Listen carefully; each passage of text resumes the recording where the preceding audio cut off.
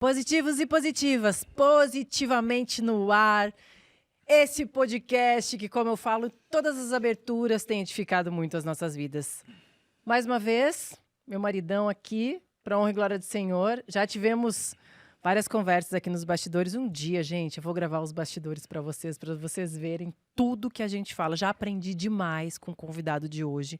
A minha vontade é que ele fique aqui a tarde inteira me esclarecendo todas as minhas dúvidas. Seria ótimo. Como é bom, né? Poder ter esses momentos conversando com pessoas que viveram muito mais do que nós, né? A sabedoria está no tempo de vida que existimos, daquilo que vivemos e daquilo que Deus vai nos transformando. E nós hoje chamou de velho já. Tivemos. Olha, reformula aí sua frase, por favor. Não, brincadeira. Ele Eu sabe, sou mesmo. ele sabe que no final das contas os anos importam, né? Porque quando nós temos 15 anos, nós falamos, nossa, eu já sei tudo da vida. Fiz 20, nossa, 21 anos. Não, agora já sei, aprendi tudo. Você vai vendo que tudo que sei é nada sei, né? Ele falou da bagagem cristã. Tá certo. Lógico. Mais de idade também. E olha a nossa bagagem cristã. Daqui a pouco eu chego em 60, já tô chegando. Deus nos alcançou em 2015. 2015. Então, eu sento e fico... Eu fui em 2013. Eu fico maravilhado sentando ao lado de pessoas que vivem o evangelho há muito mais tempo, que já passaram por muitas coisas, por crises que eu estou passando agora. Eu converso com pessoas que falam assim, fica tranquilo, porque vai passar, esse daqui é o momento, e já consegue visualizar o futuro. Então, hoje eu tenho a oportunidade de conversar com um homem que está enraizado em Cristo, né? Que tem uma história, que já viveu diversas etapas desse cristianismo, buscando cada dia se Você tá tornar... feliz, né, amor? Dá pra Fico ver o muito brilho feliz. nos seus olhos. Eu fico muito feliz de poder escutar e aprender um pouquinho mais. Vou apresentar como o pastor Zé Bruno. Também vocês já devem conhecer muito melhor do que eu, porque como eu sou de uma nova geração, muitas pessoas conhecem, todos amigos assim, que eu falei, hoje vou estar com o Zé, manda um abraço pra ele. Ele revelou até os apelidos de uns amigos mais íntimos, que ele já conhece há anos. E é fantástico. Um enorme prazer tê-lo aqui. Prazer é meu, muito obrigado. pelo Seja muito convite. bem-vindo. Obrigado, muito obrigado. Já vou começar te perguntando o seguinte, como é a vida cristã pra você? Porque ali nos bastidores, quando a gente estava conversando, você me passou uma leveza, assim, e tanta sabedoria. A sua vida, ela é leve? Eu perdi peso, eu ganhei na pandemia. Essa vida não é leve. Viver é pesado. Esse aqui é o mundo dos fins. É verdade. Esse aqui é o mundo dos fins. Desde que o homem pecou e Deus falou, agora tudo vai pro caixão. Nada nesse mundo nosso é eterno. A gente passa a existir e com pouca idade já aprende que uma hora vai acabar. Nossa saúde acaba, nosso ciático acaba, nossa vida acaba, nossa carreira acaba, sabe? Por mais que eu queira tornar eterno essa sensação que eu tenho nessa existência, eu vivo sabendo que ela não é tudo. E como ter paz Então, diante de tudo isso? A paz é exatamente porque quando eu encontro Cristo, eu morro. Por isso Jesus disse, quem quiser vir após mim, negue-se a si mesmo. Se você não conseguir negar a si, seus planos, sonhos, projetos, que são muito terrenos, muito ligados às nossas paixões, por mais genuínos que possam ser. Mas quando eu entendo a autonegação, e ele diz, então vai para a cruz, morre. Morre para a morte. Aí você começa a entender o que é um novo nascimento. Não é leve a vida aqui. A vida de Deus ela é maravilhosa. A vida cristã, a palavra de Deus, é que nós temos dois ambientes. Eu vivo o reino de Deus, que já está aqui e já está aqui, mas ao meu redor eu tenho um outro reino que não tem nada a ver com o reino de Deus. Esse é o conflito. E quando a gente estava conversando ali, né, você falou algo que tocou, assim, meu coração, porque você falou assim, e quando você conhece Jesus, você é impactado, você morre. Você morre. Você morre. Mas as pessoas que estão assistindo, muitas vezes, olham e falam, mas como assim morre, né? E eu, quando você falou isso, eu me vi nesse lugar, porque isso aconteceu comigo. Sim. Quando eu conheci Jesus, eu não queria saber de mais nada, a não ser viver e conhecer quem era Jesus. Sim. E o que eu precisava viver diante dele, como eu precisava viver e seguir o meu caminho. E isso é sobrenatural mesmo, né? Sim, porque se eu encontro Cristo, porque ele pode resolver a minha vida aqui, em muitos aspectos a terapia também pode, a psiquiatria também pode. Se a minha vida profissional vai explodir com Jesus, tem muitos métodos que vão te fazer explodir profissionalmente. Se o teu casamento vai ser transformado porque Jesus está aqui, vou dizer para você que tem muitos livros de autoajuda que podem ajudar o seu casamento. Mas eu ia morrer e eu não morri. A medicina faz bastante isso. Eu não estou dizendo que Jesus não atue em todos esses termos da nossa existência. Sim. Mas quando eu olho para Cristo apenas para essa satisfação momentânea, terrena, seja a mais genuína que possa ser, eu estou fazendo um reducionismo da nova vida para a velha que eu já tenho e já conheço.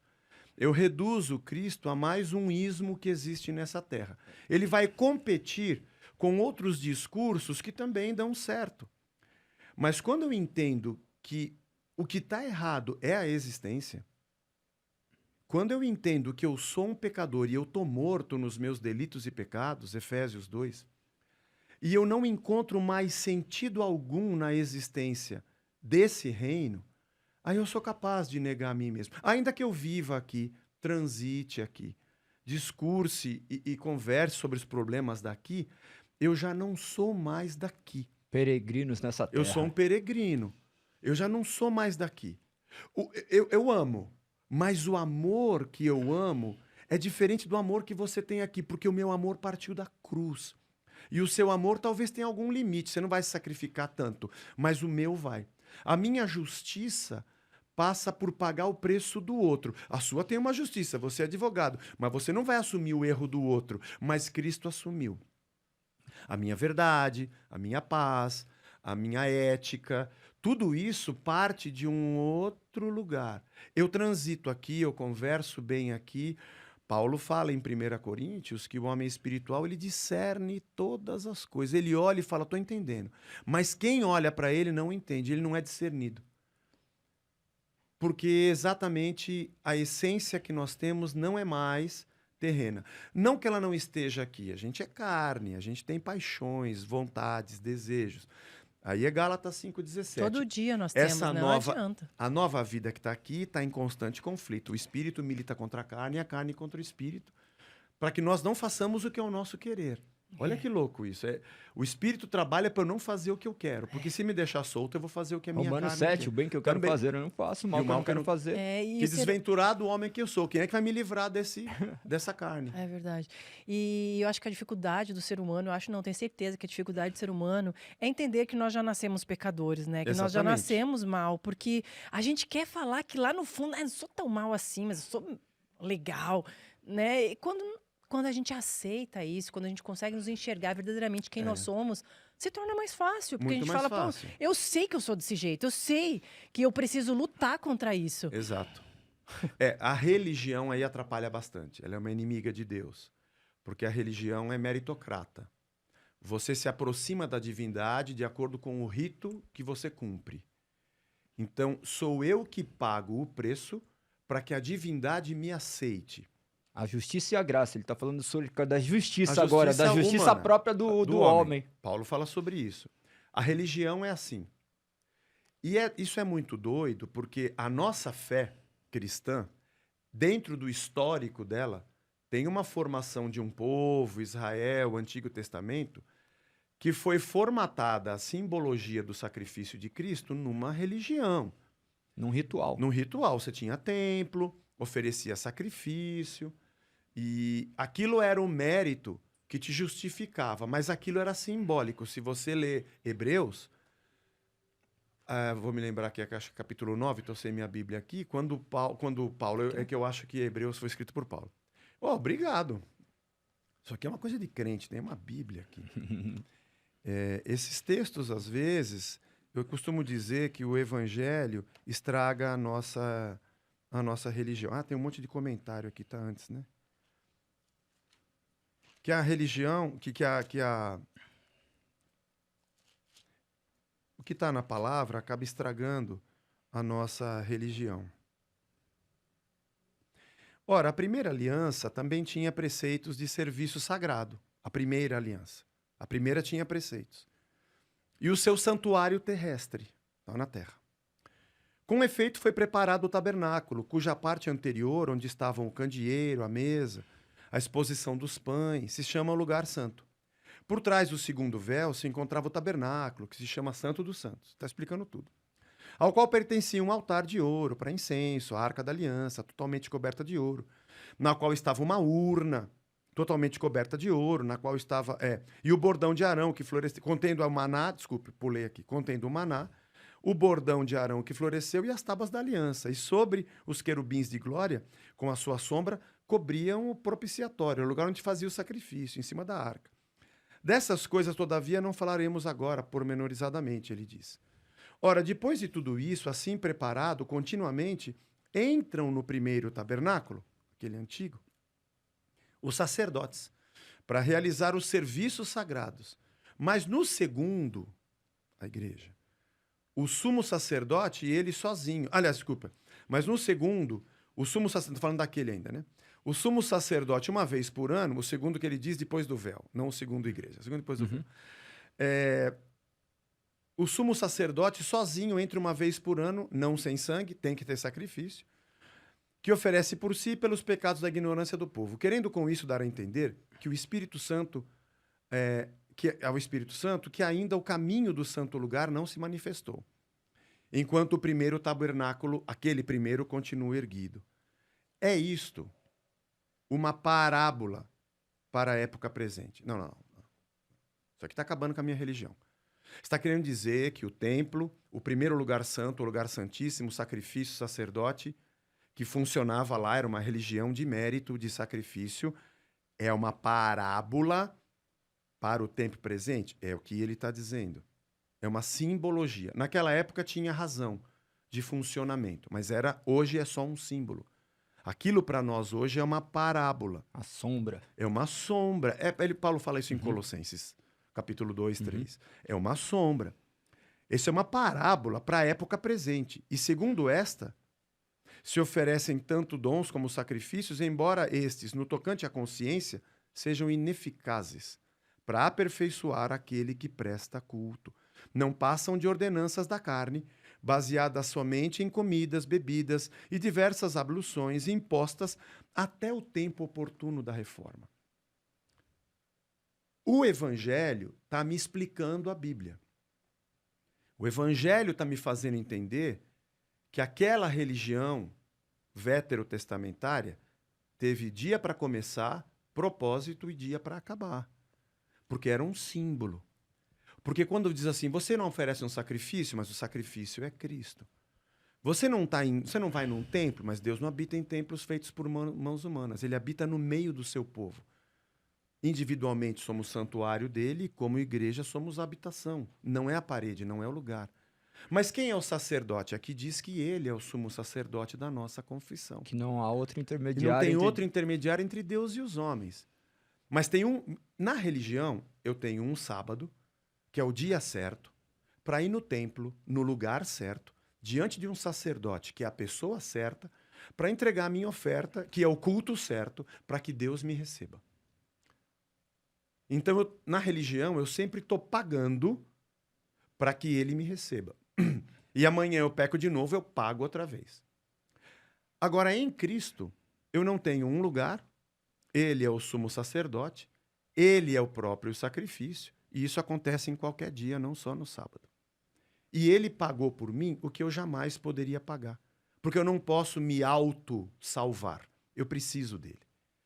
Eu costumo dizer nas minhas aulas que a religião do Antigo Testamento é o lugar onde eu pago pelo que definitivamente eu nunca vou ter. Porque eu dependo de Cristo. Agora, a igreja e o tempo da graça é o lugar onde não é uma religião. E eu tenho o que eu nunca vou conseguir pagar. Como eu conseguirei pagar algo que eu não posso conquistar? Eu não posso conquistar. Foi ele que fez por mim na cruz. A diferença da religião é que tudo que eu faço para obter a dádiva da divindade. Mas na graça, tudo que eu faço porque eu fui transformado numa nova criatura. Não para que eu receba algo, porque ele já me conquistou tudo na cruz.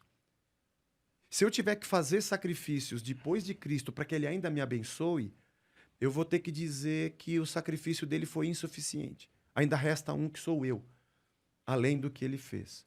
Então, quando você pergunta se a vida cristã ela é leve, nesse sentido, sim, porque ela não é uma religião. Ela não é um molde pré-determinado onde eu cumpro ritos para que Deus me contemple. Ela é uma morte onde eu nasço de novo para começar a agir como uma nova criatura, não para que ele me contemple. Ele me contemplou antes de eu conhecer. Ele morreu por mim antes de eu saber quem ele era. O amor dele me alcançou antes de eu nascer. O perdão chegou antes do pecado. Por isso eu quero morrer para isso. Eu não quero mais isso. Eu não quero mais esse sistema religioso.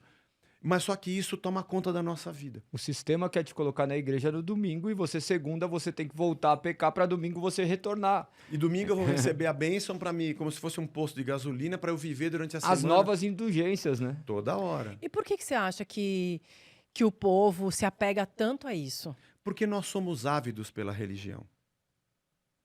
Deus colocou isso. Não, o pecado colocou isso. Como eu falei lá, quando o homem peca, ele já cria uma religião. Ele bota uma figueira para dizer, eu vou criar um jeito de conseguir estar com Deus, eu vou criar uma estrutura. E Deus fala, para quê? Eu te vi pelado desde o começo, fui eu que te criei. Já tem uma religião. Essa coisa, isso é o pecado, é essa ridícula tentativa de eu ser Deus de mim mesmo. Ah, eu estou diante de uma situação, eu faço o certo ou o errado. Você é o Deus de você mesmo. Quando você peca, eu vou mentir, eu vou roubar, eu vou trair. Eu estou dizendo para mim mesmo o que eu devo fazer. Eu sou o meu Deus. O problema do pecado não é só fazer o que é certo e o que é errado, porque certo e errado a gente pode fazer. O problema é que eu determino para mim mesmo para onde vão as direções que eu vou tomar, independente de Deus. E a nossa mente, ela é terrível, nossa mente. Eu fico falando, eu vejo você falar e fico pensando um monte de coisa, né? Porque muitas vezes as pessoas trocam de religião e viram evangélicos. Mas só trocam a ilusão, né? É porque o evangélico, eu já disse isso uma vez, tem gente que bate em mim por isso.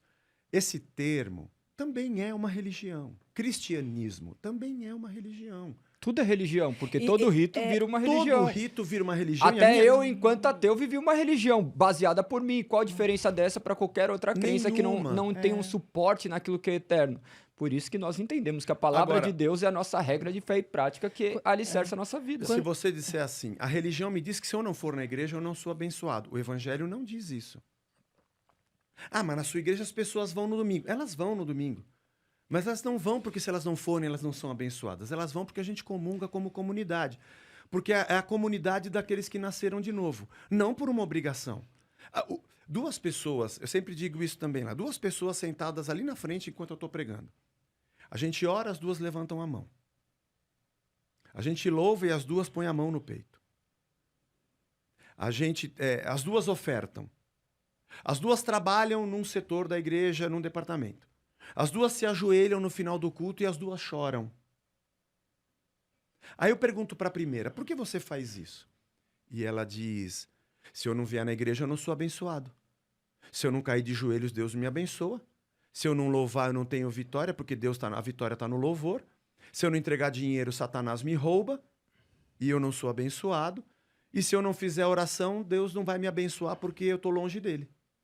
Eu falo, caramba, você está pagando o preço para Deus estar com você. Cristo já fez isso por você. Pergunto para a segunda, por que você faz isso? Eu levanto as mãos porque ele morreu por mim e eu o adoro. Por que você oferta? Eu oferto porque eu não consigo mais ter só para mim. Eu pedi a ele o pão nosso. Sabe que a oração do Pai Nosso, você entra sozinho no teu quarto, o Deus que te vê em secreto te abençoará. Então por que você não ora o meu pão? Porque eu entendi que o pão já não é mais só meu. Todo pão que vai bater na minha mesa é de mais alguém. Se o Pai é nosso, o pão é nosso. O pão é nosso. E o pecado também é nosso. Eu não sou melhor do que você. Perfeito. Então o entendimento... e por que você ajoelha? Ajoelho porque eu caí aos pés dele, porque o amor dele é maravilhoso. E por que você louva? Porque dentro de mim tem uma gratidão que não acaba. E por que você vem aqui e trabalha num departamento? Porque eu quero servir, doar e repartir o que ele deu por mim. Um faz a mesma coisa. Só que um faz acreditando que o rito lhe aproxima de Deus. E o outro já entendeu que já está próximo. Que Deus se move nele. Então, a religião é esse ladrão que rouba de mim toda a essência do evangelho, mas ele é o pior de todos.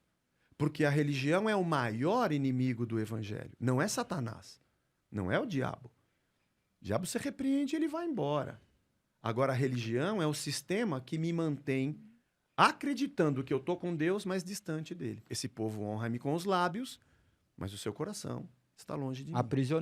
Aprisionados pelo desejo da eternidade, que nem o homem deseja a eternidade. Como que é desejar a eternidade? O ser humano teve uma sensação boa, ele quer ficar a vida inteira naquela sensação boa, ele não vai lidar com os dissabores da vida. Mas minha família estava tão boa ontem, meu relacionamento estava tão bom hoje, por que hoje não tá? Daí você quer buscar uma solução para isso, e você acha que a solução é Cristo, você não entende que Cristo é a vida. E também pelo fato de que a religião, ela te vende um reino que agora não existe. Agora ainda não. Aliás, tem o já e o ainda não. Já gente. é. O reino vindouro é perfeito. Eu não peco, ninguém aqui peca. A gente não tem paixões, não tem maldade. Não teremos nem a possibilidade nem de a pecar. possibilidade de. Imagina um mundo da perfeição. Nosso trabalho, nossas relações, nossa sociedade é um outro mundo.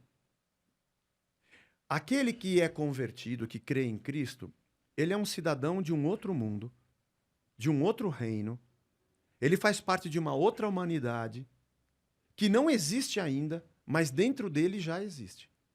Por isso ele reparte, por isso ele ama, por isso ele doa, por isso ele perdoa, por isso ele se arrepende, por isso ele se ajoelha, porque ele é uma nova criatura. Aquele velho morreu. E ele não faz isso para que Deus abençoe o mundo dele aqui, apesar de que Deus nos abençoa aqui. Aliás, ele morreu para isso aqui. Isso aqui já não faz muito mais sentido para ele.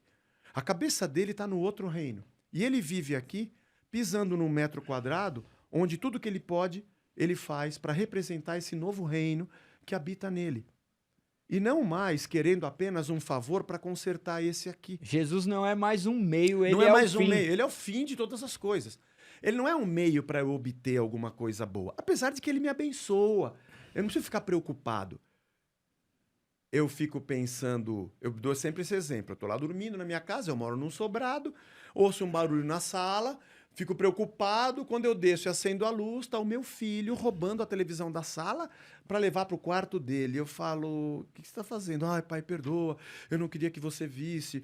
Eu estou levando a televisão da sala para o meu quarto. Eu falei, filho, por que você não me chamou? Eu podia fazer durante o dia. Não, você não está tirando nada de ninguém. Essa televisão já é sua. A gente pode colocar no seu quarto, não tem problema. E, aliás, eu dei essa televisão é para nós mesmo. Por que você está arrumando um caminho para ter o que você já tem? Por que você está arrumando um caminho achando que não é seu? Eu vejo a religião como a venda de um opróbrio que não existe. Obviamente que essa vida é sofrimento. Essa vida ela vai acabar, tudo aqui vai acabar. Aqui é dor. E eu estou acostumado com isso. O próprio Cristo sofreu essa dor. Não para que isso aqui fosse perfeito, isso aqui já morreu. Morreu lá em Gênesis 3. Nós estamos só assistindo o mundo definhar. Estamos vendo os últimos suspiros. É que demora para acabar. Mas a gente está assistindo. Então, para mim, não faz sentido eu procurar uma religião para que ela me dê ritos e eu obtenha de Deus uma solução para isso. Eu olhei Cristo e ele é um outro reino, um outro mundo e uma outra realidade que me arranca daqui. Por isso eu morri para isso, ainda vivendo aqui em carne, mas a minha cabeça girando lá. Tudo que eu faço aqui, eu faço como cidadão de lá. Você foi transferida no seu trabalho para a China, ou vamos pegar um lugar mais ocidental, você vai para a Espanha. Você vendeu tudo aqui, está despedindo dos seus amigos. Você vai fazer uma pizza de despedida, não dá para falar de outro assunto. Seu assunto é a Espanha. Eles estão perguntando sobre o imposto e o preço da gasolina aqui, mas você não tem muito assunto, porque você não vai mais comprar gasolina aqui. Eles estão falando sobre a eleição da prefeitura aqui. Você pode até dar um pitaco, mas você não é mais daqui. Você vai morar num outro país. Você já vendeu, estão falando sobre IPTU, mas você acabou de vender o seu apartamento e você não é mais daqui.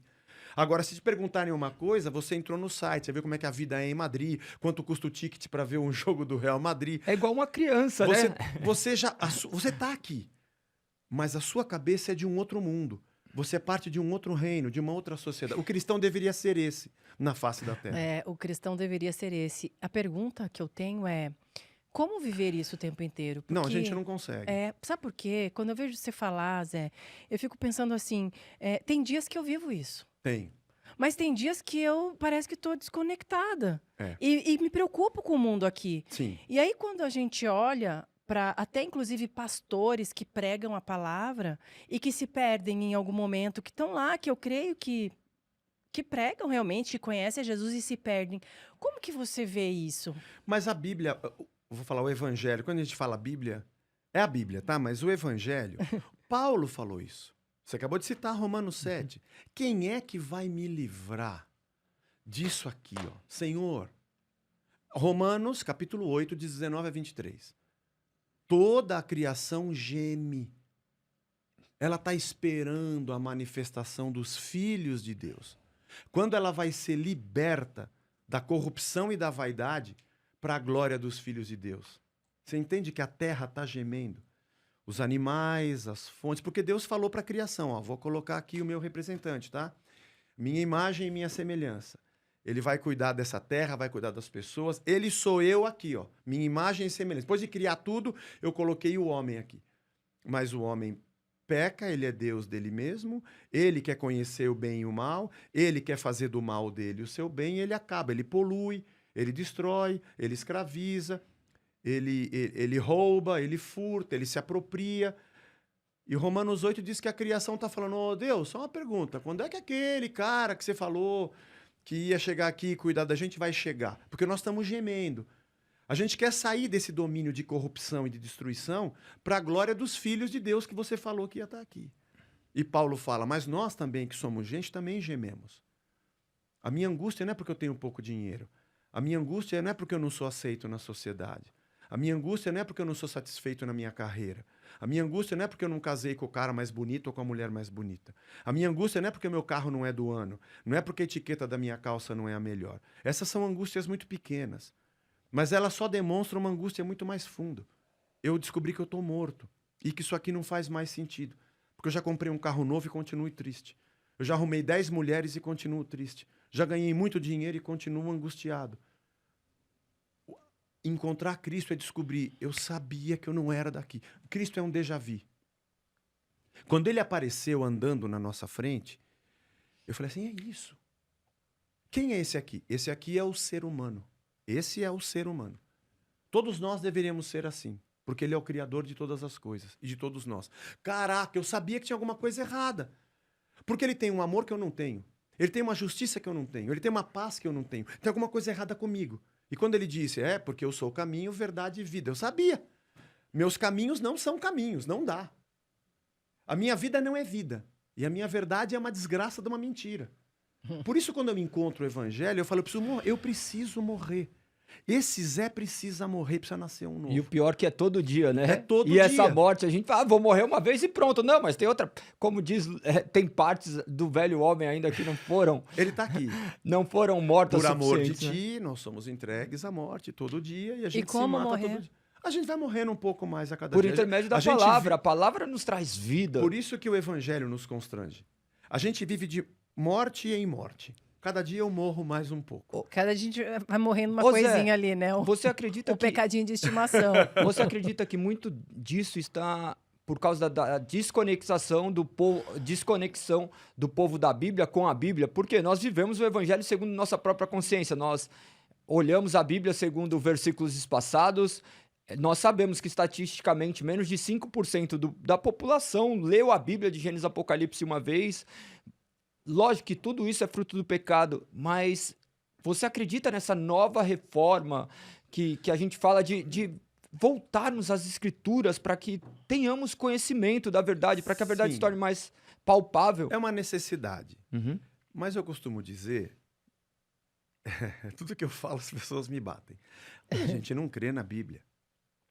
Nós cremos na nossa hermenêutica. Eu vou concordar com você, porque eu vim do ateísmo, né? Daí eu falo, no final das contas, o homem acredita em si mesmo. Nenhum homem ama Deus, porque se ele amasse Deus, ele vivia conforme as Escrituras mandam, mas tem todos aqueles caminhos que a gente fala assim, não, Senhor, pode deixar que eu decido aqui. Aqui eu decido. Fica aí no seu lugar, que isso daqui eu sei. Exatamente. Nós cremos na nossa interpretação. Existem doutrinas que são básicas e fundamentais.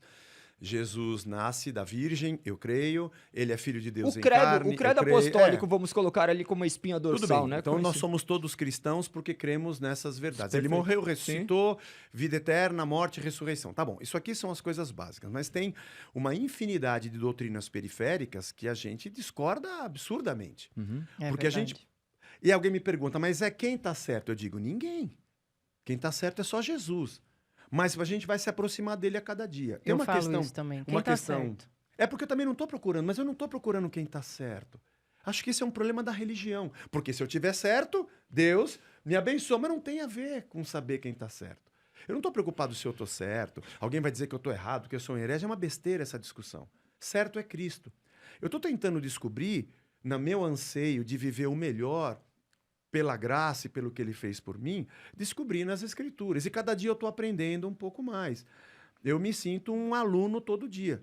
Quando eu dou aula, eu falo para os alunos, olha, eu sou um aluno dando aula para vocês. É que eu estou um degrau na frente, eu tenho alguma coisa para falar. Mas eu ainda brinco com eles assim, não pergunta muita coisa, que tem umas que eu não aprendi. Então vamos devagar. A gente vai compartilhando, porque nós somos filhos do mesmo pai. Humildemente aprendendo e repartindo. Essa eterna transição humana, né? Eterna. Quantos anos você tem de evangelho? Pode chamar de você ou eu prefiro de Você, senhor? Zé. Quantos anos? Se chamar de Zé Mané, acerta no meio da testa da mosca. Quantos anos você Me tem converti... Eu não lembro bem se foi 77 ou 78. Eu sou de 66. Aham. Os Beatles estavam lançando Revolver quando eu nasci. Olha só, quando eu nasci já tinha Revolver. E um ano depois veio... Eu tinha um ano quando saiu Sgt. Peppers. Então o mundo roda. Eu me converti... Eu me lembro... Uma coisa que eu guardo, assim, é que na Copa da Argentina, eu acho que eu já estava na igreja. Minha mãe foi para a Igreja Batista do Ipiranga ficava um quarteirão da minha casa, a primeira do Ipiranga, um quarteirão da Batista minha casa. tradicional. Tradicional, Aham. da Convenção Batista Brasileira. Sua mãe e seu pai. 1689, né? Meu pai se converteu bem depois, foi primeiro a minha mãe. Mas então então- Geralmente são as mulheres que É, vão, né? Geralmente. Primeiro. geralmente. E- Não vou fazer nenhum comentário porque vai estragar. Eu ia fazer uma piada ele aqui, ficou mas eu pensando, pensei. assim. Eu pensei, mas vou ficar quieto. Mas É para minha saúde. Mas então, mas em 79 eu me batizei. Mas eu acho que foi entre 77 e 78. Eu tinha entre 10 e 11 anos quando eu fui para a igreja. Fui com a minha mãe, fui para a igreja. Aham. Teve um dia, o pastor Cornélio estava pregando, falando sobre Cristo, sobre entregar a vida a Jesus e ter uma nova vida. E aquilo pulou dentro de mim e quando eu vi eu estava ali à frente porque eu queria ter uma nova vida mesmo sendo um infante. Com 12 anos, em 79 eu tinha 12 para 13 me batizei.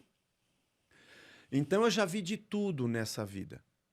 Eu já vi, olha, a besta do Apocalipse já foi a Rússia, já foi Mao Tse Tung, a besta do Apocalipse já foi o Ayatollah Khomeini, já foi Cuba, já foi Fidel Castro, já foi Jimmy Carter, Hitler. Então já passei por várias bestas. Essa tentativa da gente descobrir, querer dizer que eu tô certo, eu acho que eu tô com 58. Eu diria a vocês que eu tô um pouco cansado. Ah, legal, discutam aí, eu não tenho mais tempo. Eu tenho... Daqui 10 anos eu vou estar perto dos 60. Eu não sei se eu... 70, vou estar com quase 70. Se eu vou ter tanto pique quanto hoje para continuar pastoreando, tocando guitarra. Pode ser que eu diminua. Então, e talvez eu chegue a 80, chegue já no fim. Eu devo ter mais 22 anos de vida, 25. 30 se eu chegar a 100. Que bom. Mas eu tenho menos para frente do que está para trás. é só a nossa remissão, né? Às vezes eu fico assim, eu vou agora ficar discutindo, se o cavaleiro do Apocalipse, se é o cavalo amarelo, Cara, eu preciso anunciar o reino, eu quero conversar com gente, eu quero levar a nova vida para as pessoas. Pode dizer o que quiser de mim, pode falar, você é isento. Tá bom, gente, tá bom, fiquem à vontade. Sigam a vida, o mundo é de vocês. Eu quero encontrar gente... Eu quero descobrir onde é que tem gente querendo ser um discípulo de Cristo e viver a vida enquanto a gente está aqui, o melhor que a gente pode, simbolizando o reino, levando salvação. Este seu processo de vida, eu acho muito bonito, sabe? Porque o problema quando nós adentramos o cristianismo é justamente esse. Temos conceitos pré-formados e pré-formatados e acreditarmos que nós somos detentores da verdade, quando na verdade a palavra nos convence do que é a verdade. A verdade não precisa, né, de ser provada todos os dias, porque a verdade se prova verdadeira diante da vida. Se eu falar que uma verdade é mentira, ela não vai se Sim. tornar mentira. E nesse processo ocorreram algumas transições da sua vida que você Muitas. acreditava de uma forma, Muitas. de outra. Eu vim, por vir do ateísmo, eu sou muito aberto para as escrituras acontecerem Sim. isso. Então, para mim já é mais natural. Eu não tenho problema de ser esse ser completamente ortodoxo. Tranquilo. E como foi pra você? Porque chega um tempo que fala, é desse jeito. Daí você fala assim, se eu pisar aqui fora, eu tô lascado. Porque a religião coloca algemas humanas, não presos diante das algemas invisíveis de Cristo. Como foi esse processo pra você? Como acontece com todo mundo, né? Hoje eu já diria o contrário. Eu tô mais no Raul Seixas. Eu prefiro ser essa Essa metamorfose ambulante. Perfeito. No seminário, eu fui pro seminário com... Deixa eu ver. Foi em 2010. Eu fui pro seminário já com 48 anos de idade, entendeu? Comecei Então, eu tô num processo aí dos últimos 10 anos de estudar mesmo, né? Então, eu passei por muitas etapas, muitas, de tenta, de acredita, não acredito mais. Aí você fala assim, como eu não acredito mais? Porque o evangelho estraga a nossa religião. Aqueles conceitos, eu falo, não, mas eu acho que... A religião estraga nosso evangelho, né? Estraga o evangelho verdadeiro. Eu tô lendo, peraí, mas eu tô lendo agora eu tô lendo com calma. Mas aquilo que o cara falou quando ele leu esse texto não é bem o que está escrito. Porque ele fez uma interpretação desse trecho, mas esse trecho não é só esse trecho. O trecho que vem antes está falando de outro assunto. Ele está em outro assunto. E depois a conclusão é outra coisa. Parece que ele destacou isso aqui e inventou uma outra história dentro de uma história. Então eu começo a ter um pouco mais de... A teologia bíblica, né? Me ajuda muito. E Mas como esse processo também, ele é ontológico. Ele é do ser. Ontologia tá ligada a ser ao humano. ser. Ao ser. Não só ao conhecer. O conhecer é importantíssimo.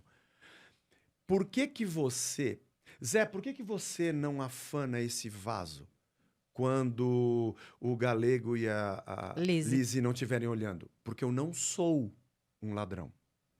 Não é porque tem uma lei que diz o que eu posso e o que eu não posso. É porque eu não sou um ladrão.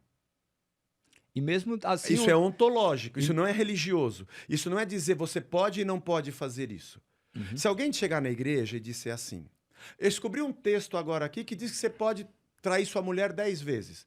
Alguém vai dizer para mim, agora você vai fazer se a religião disser? Eu vou dizer não, porque eu não sou isso. Não importa a sua interpretação. Veja, eu estou dizendo que o conhecimento é importante, a teologia é importante, a interpretação é fundamental, Deus deixou tudo para a gente codificado num texto, então eu tenho que interpretá-lo, mas eu tenho que entender que a revelação de Cristo está transformando o meu ser numa nova criatura. Processo de santificação. Eu não mudei de religião, eu morri. Eu nasci de novo. E você morreu e nasceu de novo. E tô morrendo todo dia.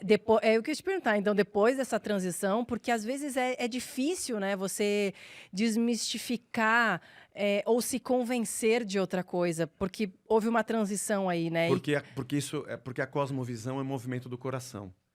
Aquilo que eu creio, eu sou apegado muito, porque a minha crença, ela resume toda a minha ótica do mundo. Explica Sim. cosmovisão para as pessoas que não estão aqui. O conceito é de Kant, né? Que vai Começou trazendo, com Kant. que vai trazendo, porque senão as pessoas talvez de casa chegam em alguns assuntos que podem ficar teológicos. A intenção é a gente aqui trazer sempre coisas práticas para que vocês possam aplicar a vida de vocês, porque nossa vida é tão complexa quanto a de vocês. A única questão é que a gente às vezes usa jargões que são Cosmovisão é isso aqui, ó. a lente que você enxerga o mundo. Não é o que eu enxergo, mas através de qual lente eu enxergo. Porque talvez na ótica de um budista, essa cena seja plausível. Na ótica do muçulmano, essa cena é inadmissível. Na ótica do cristão, ele vai dizer, depende. Não é o que eu vejo, mas qual é a crença que orienta a interpretação do que eu vejo. Porque o que eu vejo através de uma lente. E essa lente é um conjunto de crenças, sejam elas religiosas ou não. Isso não é só da religião. Visão de mundo todo mundo tem. Mas todas as coisas que eu acredito para a vida, não só religiosamente, educação dos meus pais, lugar onde eu cresci, eu carrego conceitos que eu acredito neles. O jeito que eu trabalho, o jeito que eu me comporto, a maneira como eu trato pessoas. E essas coisas, no fim das contas, sou eu sou isso aqui. Essas crenças formaram o ser que eu sou. Mudar a lente é dilacerar uma pessoa. Porque essas crenças... Eu sempre enxerguei o mundo assim. Não é só dizer que eu tenho uma outra religião. Eu estou enxergando tudo diferente. E isso é uma coisa invisível. E às vezes dói também, né? Mas muito. Morrer dói. A morte dói.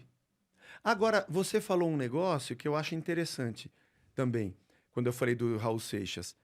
Eu convivo bem com essa ideia de que eu não sei tudo, não tem problema. Tem gente que tem o desespero e quer saber quem tá certo, quem tá errado, porque eu quero estar do lado de quem tá certo. Eu falo, mordo biscoito, quem é que velhinho? Da minha época, Bugs Bunny é da minha época, perna longa. Tá. Tem uma cena daquele filme do Russell Crowe, Uma Mente Brilhante. É a história verídica de John Nash, que tinha uma esquizofrenia... que foi diagnosticada tardiamente. Matemático falando de matemático.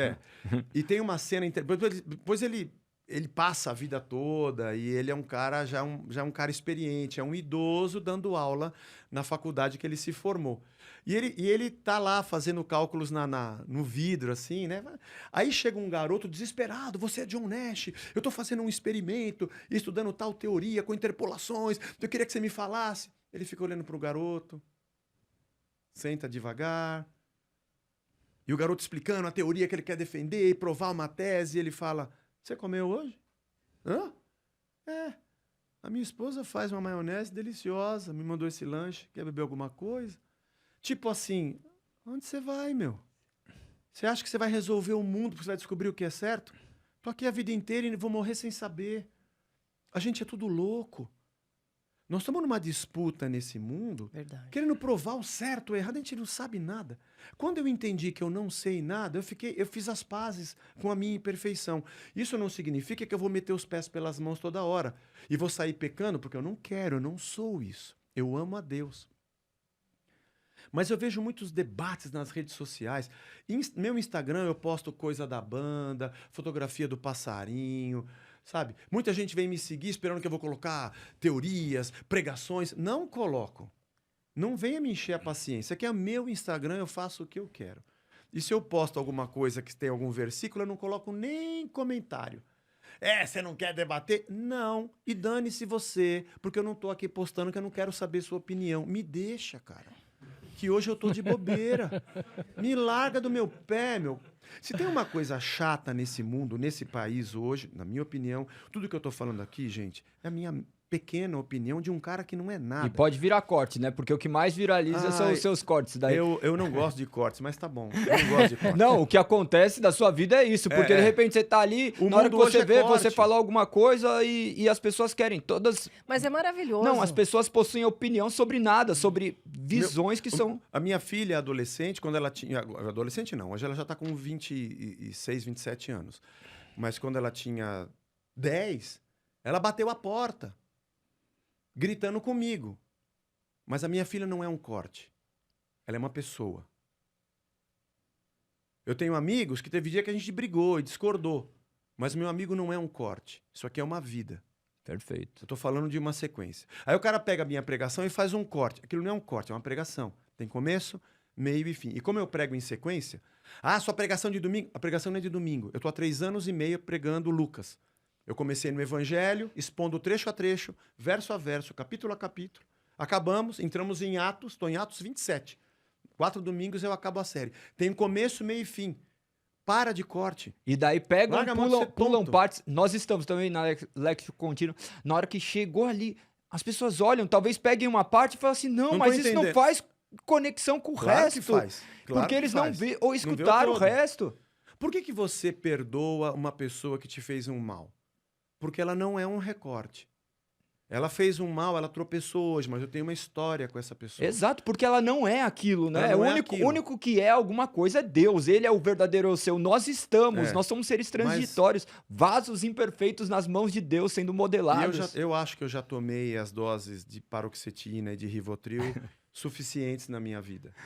Eu já Você já tomei teve processo bastante. de depressão, Depressão não, mas pânico e burnout, crise também não. essas Mas crises existenciais decorrente a esses anos? ansiedade e pânico, sim. Por quê? Me conta, eu também já tive. Hã?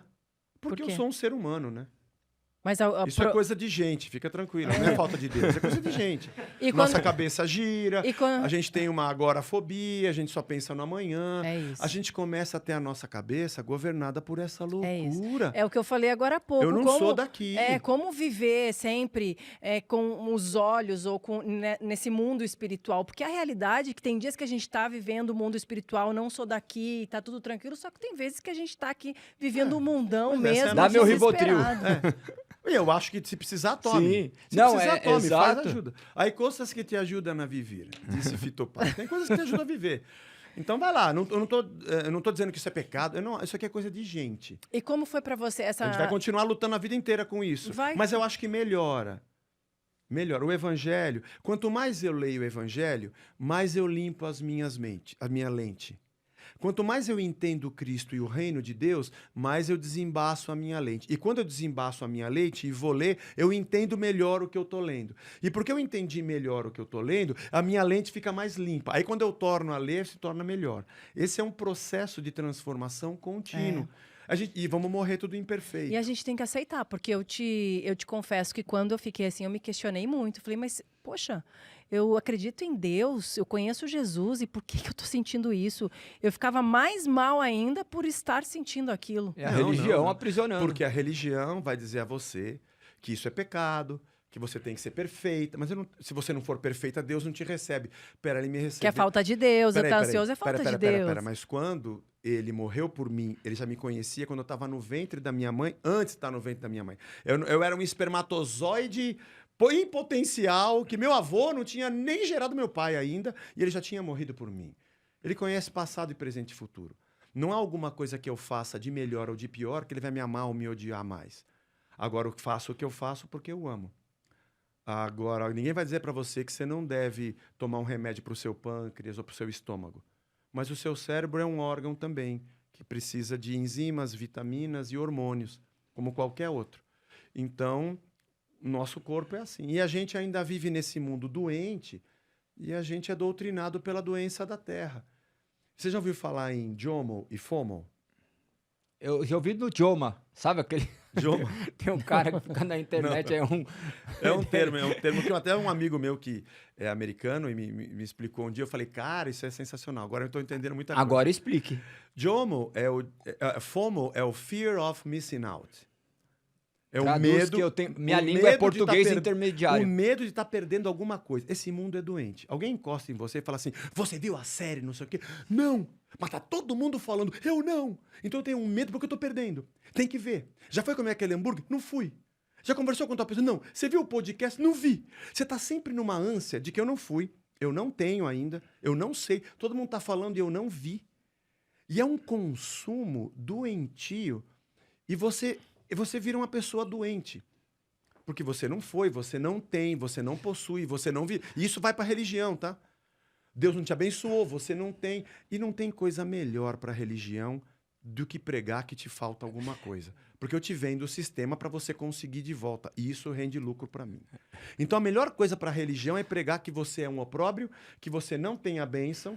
Ele planta em você uma vergonha que você nem tinha. Você está com um carro que não é do ano, você não tem vergonha? Eu não tinha. Até a religião me dizer que eu deveria me envergonhar porque meu carro é velho. Ah, mas você não tem tantos seguidores no seu podcast? Você não acha que você deve fazer tal coisa? E você fica preocupado com uma preocupação que você não tinha. E a religião te vendeu uma realidade que você compra, só que ela te fala, mas seus problemas estão resolvidos. É a lei, né, que aponta pro pecado e Faz a revela o oferta pecado em nós. especial, cumpre o ritual que Deus vai te abençoar. E aí você abraça um problema que não era seu, se sente mal pelo que você não deveria e ainda se vende e se corrompe dentro de um sistema para ter o que você nunca precisou. Fear of missing out. Agora tem o JOMO. O JOMO é o contrário. É o Joy of Missing Out. Eu tô feliz porque eu não tenho. E eu falei assim, cara, é assim que eu sou. Eu sou assim. Quando alguém fala, você já leu o livro tal? Eu falo, não, eu não li. Você precisa ler? Não, eu não preciso. Boa! Mas você não viu aquela série? Não, eu não vi. Você não viu Game of Thrones? Não, eu nunca vi Game of Thrones. Mas você tem que ver. Não, eu não tenho. Tem dias que eu prego, já aconteceu algumas vezes, isso parece que você é orgulhoso, mas não é, eu quero saúde. Eu não tenho nenhum problema com nada, vejo série, vejo filme, mas teve umas 2 ou 3 vezes que alguém me fala comigo, você pregou um negócio muito legal, você deve estar assistindo The Chosen. Eu falei, cara, eu não vi. Ah, você tem que ver. Eu falei, não, eu não tenho.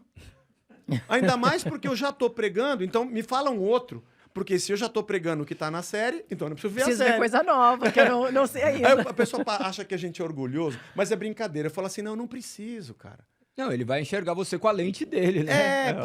Porque essa doença... É boa isso, porque senão parece uma pressão. Você tem que ler, você tem que saber, você tem que meu, saber o que os outros sabem. Eu viro um robô, um boneco na sociedade em que eu já nem sei quem eu sou. Eu faço o que os outros querem, eu vivo, eu quero ter a emoção que o outro tem, e na religião eu quero cumprir o rito que ele cumpriu para conquistar o que ele conquistou. Mas eu nem sei se eu preciso. É o sistema de produção que a religião nos coloca. Pô, meu, é um mercado danado isso aqui. Sobre até falar em mercado, eu queria que você falasse um pouquinho, por exemplo, sobre essas pessoas que, quando a gente olha para o evangelho, para o evangélico, vamos dizer assim, eu pelo menos tinha uma visão diferente do que realmente eles são. Como você vê essas pessoas, por exemplo, que entregam tudo o que tem na igreja? Carro, eu não gosto de falar de pessoas ou quem são, mas vamos lá. Eu não sei o que Deus está fazendo. O Barnabé, quando encontrou Cristo, tem uma discussão interessante, porque Barnabé era levita, né? O levita não deveria ter lugar na terra, né? Porque o levita não devia ter terra. Já li sobre comentaristas a discussão, como é que ele tinha um campo. Será que era da mulher dele com quem ele casou, que tinha alguma herança do pai? Ou será que ele não era nada ortodoxo, ganhou num sorteio da Mega Sena? Não sei. Mas a verdade é que ele tinha um campo. E quando ele descobriu Cristo, ele teve uma vocação apostólica, de ser enviado, de ir para o meio da guerra. Para ele não tinha mais sentido ele viver por causa da terra dele. Aliás, em Atos 13, ele já está lá em Antioquia, já nem mora mais na casa dele, e sai em viagem missionária com Paulo, depois eles discutem, ele vai para Chipre, a vida dele já não é mais aquilo. Ele vende o campo, leva para os apóstolos e fala, usa isso aqui para a missão e para a comunidade. O que alguém individualmente faz, eu não julgo. A partir do instante em que essa pessoa entende que aquilo é um movimento dela, pelo que ela é. Eu não acho que é bom nem que é ruim. Eu não acho que pode nem que não pode. Agora eu vou dizer o que eu não acredito. O que eu não acredito é em alguém fazer qualquer coisa. Deu uma jaqueta para um cara na rua que estava com frio. Eu vendi meu carro e dei o dinheiro para uma pessoa que estava desempregada, um pai de família, eu quis ajudar ele. Eu sou dono de uma empresa, tem um funcionário meu que está morando num lugar, ajudei ele a dar entrada numa casa para ele comprar uma casa para ele. Porque isso não acontece só na igreja. Eu vi uma creche fazendo um trabalho, eu tenho um monte de imóveis, eles alugam o meu imóvel, eu falei, eu vou dar para vocês, para a associação de vocês, uma doação. Vou fazer um comodato, isso está na lei. Uhum. Isso não é só de evangélico, não é só da religião. Eu acho que todo movimento de generosidade e de amor é necessário, porque isso é a humanidade. E é movido por Deus, a generosidade é um dom. Porque Deus criou a gente como irmãos. Nós sim. nos desfizemos, nós nos desconstruímos, mas nós somos. Nós criamos limites, fronteiras, a gente fez muita coisa. Ou seletivo, né? Também. Somos racistas, tudo. Agora, o que eu não acredito é alguém dizendo, se você não fizer, você é amaldiçoado. Isso eu não acredito. Eu não acredito em alguém que diz, Deus falou comigo que você tem que dar. Eu também não acredito. Eu não acredito mais nisso. Eu não acredito assim, você tem um problema porque você não fez, você tem que fazer agora. Não acredito. Mas eu não Deus acredito está mandando mais. todo mundo entregar. Eu não acredito mais nisso. É uma coisa pessoal minha. Uhum. Eu não acredito. Porque eu acho que todo o movimento, seja ele natural na sociedade ou religioso, ele precisa ser feito com natureza, com naturalidade. E se for, no caso nosso da fé, de um movimento genuíno do Espírito de Deus, incontrolável, Amém. inequacionável, e que não tem matemática financeira, porque isso não é dinheiro, isso é generosidade. Para quem está doando, não tem preço, não tem valor. O valor está na causa e não no que ele possui. Mas isso é uma coisa dele. E eu não posso dizer que eu devo fazer isso. Eu passei, de um tempo para cá, de uns 15, 18 anos para cá, a não acreditar mais nisso e não praticar isso. Você chegou a acreditar alguma vez que isso Já era porque eu já possível? doei. Já doei carro, já doei o que eu tinha, mas eu fiz de coração. É, isso que eu ia perguntar. fiz- Você eu- fez Eu fiz de coração, genuinamente. genuinamente. Mas tinha alguém dizendo que eu deveria fazer. Você foi convencido. Hoje eu não faria isso. Eu não faço mais isso. Eu não faço. A religião... E você Deixa eu- quando você doou tudo isso, você ficou sem nada? Ou como eu foi? fiquei a pé, depois tive que comprar outro. A religião funciona em cima de um trinômio, de um tripé. Medo, culpa e benefício. Ganância, né? O medo é porque se eu não fizer, Deus me dá uma paulada com um taco de Beelzebub. A religião está me ensinando que sou eu que compro a bênção. Porque eu tenho medo, eu faço qualquer coisa.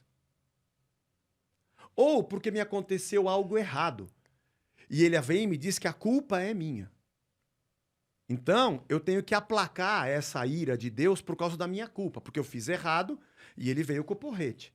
Porque eu sou o culpado, eu tenho que pagar para ele falar, tá bom, vou guardar o porrete porque você fez direitinho. Então, pelo medo de não sofrer, ou pela culpa de estar sofrendo, eu faço sacrifício, eu faço qualquer coisa. Agora, alguém que diz assim, mas nada aconteceu comigo na minha vida e eu não estou com medo. Mas tem mais um, tem o benefício. Se você fizer, você vai ter mais. Aí mexe com a ganância, mexe com a vontade de ser eu mesmo o meu próprio Deus, de traçar os meus próprios planos, a minha própria vontade e colocar Deus como subterfúgio de auxílio para o meu próprio plano.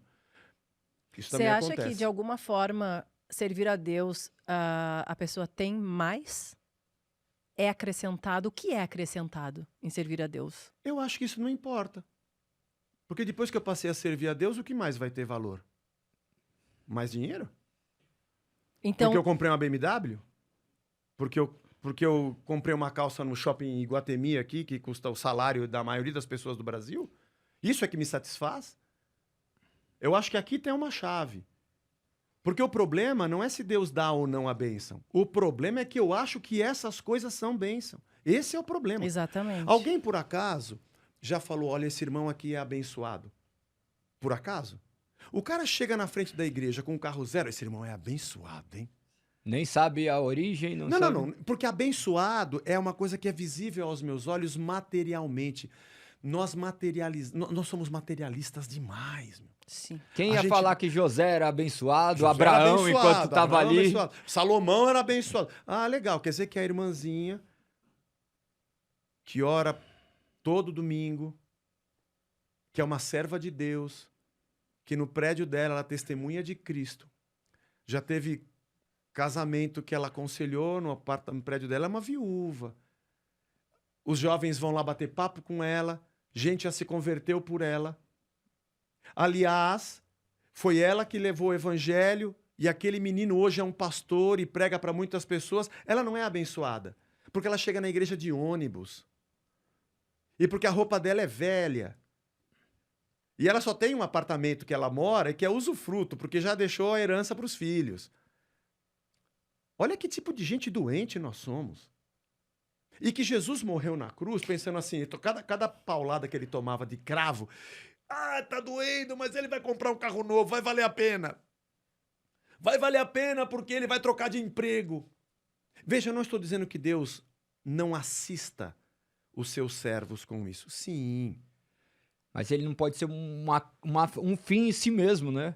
Mas aí, então- quando você fala da senhora, realmente... E o que é essa pessoa, por exemplo, que chega na igreja reclamando e quando ela não está satisfeita, ela nunca conheceu a Jesus? Eu acho que pode ser que ela tenha conhecido uma parte, ou aquilo que a religião lhe ensinou. Uma vez um rapaz chegou para mim na igreja e falou assim, olha, tô chegando agora aqui e eu... Foi muito engraçado, mas é verdade. Nessa longa estrada da vida, você vai ver coisa. Você vai vai ver ver coisa, coisa. menino. E eu, Eu já vejo. Imagina o que eu vou ver ainda. E ele falou assim pra mim, eu fui da igreja tal, porque a Casa da Rocha é uma igreja que vem muita gente que já foi de outra igreja. Ah, não. Hoje tem ocorrido o êxodo, né? Tem vários. E ele falou assim, eu fui da igreja tal e lá eu conquistei muitas coisas, mas aí aconteceu um negócio que eu não gostei, fui pra igreja B. Na igreja B foi que eu conquistei isso, conquistei não sei o quê, comecei minha empresa. E eu falei, cara, quer dizer que ele chama de É a igreja, arca, né? ele chama de igreja um lugar onde ele vai e ele... Sabe o que é alquimia? Alquimia é uma fórmula onde eu misturo elementos naturais e místicos com religião. Então eu pego um pote, coloco sangue de camelo, um fio do bigode de um gato, um bico de pato, acendo um fogo, falo palavras mágicas e acontece um negócio Qualquer espiritual. semelhança com o que a Explode. gente vive hoje, né? A oração certa vai te levar ao lugar certo. Você não tá dando certo. Quando porque não tá Paulo orando. está em Éfeso, que os caras queimam os livros, eram livros de magia. Mas a maioria das pessoas buscam isso. Livros de alquimia. E que mexiam com espíritos. Tem um cara que fala para Paulo, "Ô, quanto é que custa para eu comprar esse negócio que você tem?" Não, isso aqui não é uma alquimia. Não é isso. Eu estou pregando um evangelho para você ter uma nova mente, um novo coração e uma nova vida. Porque há pessoas que acham que a pessoa que se converteu e mora em Angola, ela não é abençoada, porque o país passa por situação difícil, há muita fome em Moçambique. Então, o evangelho não é o suficiente. O que é suficiente é eu mudar o status da minha vida. Tem que ter um antes e depois financeiro, né? Não antes e depois do homem pecador que agora se arrepende, o homem que adulterava não adultera mais, mentia não mente mais. Então, Porque a essa nossa é uma... natureza está sempre buscando sempre algo aqui. mesmo. Nós sempre, somos vazios. sempre buscando algo para Saco sem acrescentar. fundo. Saco sem fundo. Nunca estamos satisfeitos. Quando eu falei que quando você troca de religião, muitas vezes você só troca a ilusão, porque na outra religião você também procurava Alguma coisa. alguma coisa. Só mudou o jeito de fazer. Mas sabe que eu acho que a princípio isso é legal. Faz parte. Faz parte. Quando Jesus fala em João 3 com Nicodemos, eu acho interessante o começo da fala, que ele fala assim para Nicodemos: se você não nascer de novo, você não pode ver o reino de Deus. É o verbo eido. Ele está falando ver mesmo, você não vai ver. Depois, mais adiante, quando segue a história, ele fala que se você não nascer de novo, você não pode entrar no reino. Mas a primeira fala dele, você não pode ver. Nesse ponto, acho que eu sou mais um pouco calvinista. Uhum. Eu disse para ele que eu não tenho... Essa igreja não é reformada, eu tenho um puxadinho. Uhum. Não é nenhuma coisa nem outra, né? Mas é tipo assim, eu tava com uma dor de barriga. Para onde eu fui? Para uma igreja. E eu cheguei lá e falei com Cristo. O que ele fez? Ele curou minha dor de barriga. E eu falei, que incrível, eu quero voltar sempre aqui, porque quando tiver com a unha encravada, eu volto aqui primeiro. Tá legal. Aí um dia minha unha encrava, eu vou lá de novo. Ele tá lá e ele cura a minha unha encravada. Fala, caramba, esse Jesus é legal. Deixa eu anotar esse endereço aqui. Se você mudar de endereço, manda um e-mail para mim, tá? Aí tem um dia que eu fico desempregado. Aí eu vou lá, mas eu vejo que tem um pessoal que tá sempre lá. E eu falo, você pode me arrumar um emprego? Ele arrumou. Mas aí eu olho Jesus se mexendo e falo, dá licença um pouquinho, Jesus. O que é isso aqui? Que porta é essa atrás de você? Ah, não, esse aqui é meu reino. Esse aqui é meu reino. É porque Nicodemos falou assim, mestre, eu te chamo de mestre, porque ninguém pode fazer os sinais que você faz se Deus não estiver com ele. E Jesus responde, se você não nascer de novo, você só vai ver sinais. Mas se você nascer de novo, você vai ver o meu reino. Eu sei que você chegou até mim porque você precisava de um sinal. E Jesus é maravilhoso. Ele atende, ele é um pai, ele cuida da gente. Mas eu falei, mas eu vi que tem alguma coisa a mais. Tem um reino. Tem um reino. Vai ter gente que vai chegar na eternidade, não sou eu que estou dizendo, isso está no Evangelho. e vai dizer Senhor, Senhor, e eu vou dizer não vos conheço. Mateus 7:23. Mas em teu nome nós expulsamos demônio. Em teu nome nós curamos pessoas e fizemos sinais. Você não entendeu, foi meu nome, não foi você. Você teve benefícios por conta do meu nome, mas você nunca foi meu. É que você acha que a religião é ter benefícios. Mas se você entendesse o reino, você ia ter muito mais do que um benefício. Porque tem gente que segue a Cristo e ainda anda numa cadeira de roda. E tem outro que levantou. Eu não sei explicar sinais. E eu não controlo. Eu não tenho um joystick para controlar Jesus. Não é um videogame. Mas o que eu sei é que ele me ofereceu um reino. E quando eu venho à vida, nasci de novo, eu falo, cara, tem uma nova existência. Ele fala, dá licença, essa porta. É um novo mundo, é um novo reino, é uma nova humanidade, é um novo jeito de pensar. É gente redimida, é vitória contra o pecado. É gente que se viu pecador, é gente humilde, é gente simples, é gente que se entregou de coração. Esse aqui é o meu reino. Agora, se você quiser, aqui na minha barraca eu tenho só sinais. Não tem problema. Então, o cara que passou em vários lugares, quando ele chegou na igreja, ele falou, como é que funciona aqui? Eu falei, aqui não funciona. Aqui não tem alquimia. A gente não tem batalha espiritual para conquistar bem. Você não tem que brigar com Deus, nem com o demônio para comprar e trocar de carro. Aqui não tem oferta especial. O dia da bênção. Aqui não tem dia da bênção. Aqui tem um evangelho que transforma você numa nova criatura. E não precisa ficar preocupado se Deus vai cuidar de você, porque você não precisa ensinar para ele o que ele já sabe. Ele cuida da gente, fica tranquilo. Agora, se você quer conquistar coisas, cara, a gente não tem esses mecanismos. E não tem o problema de não ter, não tô julgando quem tem, não tô dizendo que eu sou o melhor do mundo, não quero que todo mundo seja como eu sou, eu só quero ter o direito de pensar como eu penso e é assim que a gente vive. A nossa igrejinha tá aqui e a gente vive bem assim, tá tudo em paz. É isso, e é claro que as pessoas vão até a igreja ou até Jesus procurar por causa cura, claro. né? Ah, tô com a minha família destruída, É isso Senhor. Não, Quero e não só nisso, mesmo depois que eu já conheço Jesus, Sim, é isso que o evangelho ensina. Para onde eu vou? Vou pro colo do pai. Ô, Senhor, fiz um exame e deu uma alteração. Eu vou pro colo dele. E a gente vai fazer isso, com certeza. Meu filho pede as coisas para mim, não tem problema. Eu só ficaria muito triste se eu descobrisse que ele só gosta de mim por causa disso. Aí eu ficaria triste. Sim. Não tem problema do meu filho me pedir uma coisa que ele precisa. Não tem problema. O problema é que ele só diz que me ama quando eu dou o que ele quer. Porque aí não tem relação. Aqui tem um negócio. Então, o que eu procuro fazer na minha pregação é nunca estimular negócios. A relação é uma relação de filho e de pai. Eu não preciso lutar com Deus. Aliás, Mateus capítulo 5, Sermão do Monte, Jesus fala, vocês não sejam como os incrédulos, que acham que por muito pedir serão ouvidos. Porque o vosso Pai que está no céu já sabe o que vocês precisam antes que vocês peçam. Você deve pedir. Buscar-me-eis e me achareis. Mas não vai achando que é a sua religião que vai fazer ele funcionar. Ele não é uma maquininha que você põe a moeda, aperta o botão. A religião, ela faz de Deus um ídolo e não um senhor. O ídolo está numa prateleira. Eu faço a oferenda, eu dou um tchauzinho para ele, eu pago os meus votos, passo no balcão e pego o meu pacote. Mas eu não quero que ele me encha a paciência, dizendo que eu estou errado, que eu tenho que ser uma nova criatura. Eu não estou pagando por isso. Não vem agora querer me dar lição de moral e me ensinar uma nova vida. Eu não quero isso. Eu quero o benefício. Agora, Deus não está no pedestal. É bem isso, Salmo 50. Você acha que você vai entregar os animais e eu vou ficar te aplaudindo? Por acaso já não são meus os animais? Fui eu que queria, o que você está me dando? O ouro da terra, você vai me dar um pouco de ouro? Você não acha que não fui eu que criei o ouro que está na terra? Você acha que você me compra? A corrupção do seu comércio não me alcança.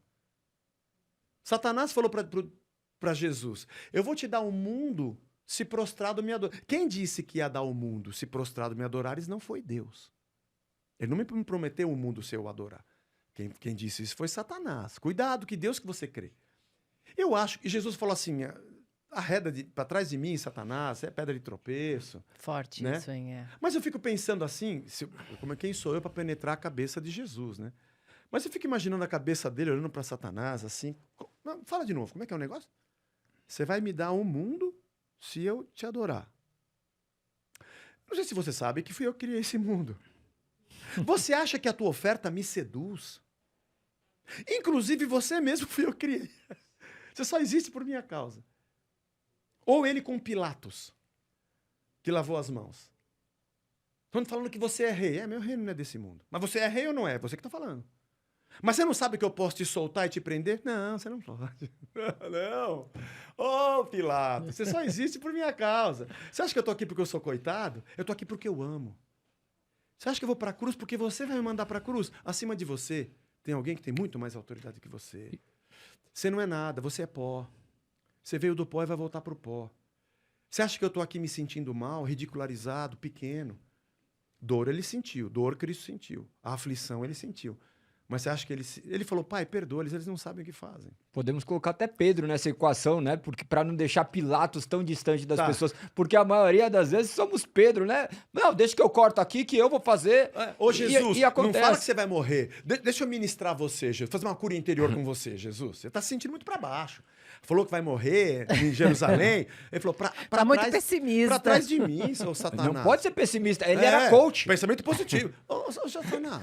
Ô, Pedro, pra trás de mim. Isso é palavra de Satanás. Você tá dando uma de Satanás. Você tá dando uma de diabo aqui, pô. Eu tô morrendo porque eu quero.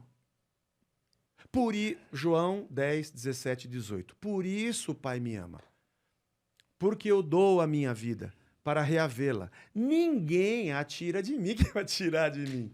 Espontaneamente eu a dou, sou eu que quero dar. E tenho o poder de dar e reaver.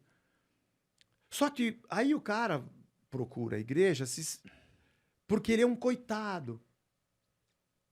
Porque ele tem Jesus e vai na igreja e não conquistou a bênção que o outro conquistou. Pera, meu. Você ainda está nisso. E vai trocando de igreja, né? Porque chega na igreja e fala, caramba, essa igreja aqui Quem oferece o melhor benefício pela menor oferta. tá muito frio isso, não tem aquela... Virou isso. Virou né? no mercado. Tipo, essa igreja aqui tá muito fria, Mas não veja, tem É o aquele negócio. pragmatismo, né? Mas eu estou dizendo isso porque eu acredito que a grande maioria das pessoas faz isso com todo o coração. Mas ela cresceu assim. Sim, Ela foi É o que ensinada. A gente Aprendeu, começa a é. acreditar em um método, né? No método. é o que É o que aprendeu. mais se vende hoje. Uhum. É. Métodos. né? Métodos para você conquistar, métodos para você ter. Como nós 10 temos. passos Se para a igreja isso, tá vazia, tá errado. Não tem Cristo ali. 5 passos para aquilo. Nós temos as nossas crenças que nós aprendemos com os nossos Também, pais e que nós também. carregamos até hoje. E para mim, tá tudo bem.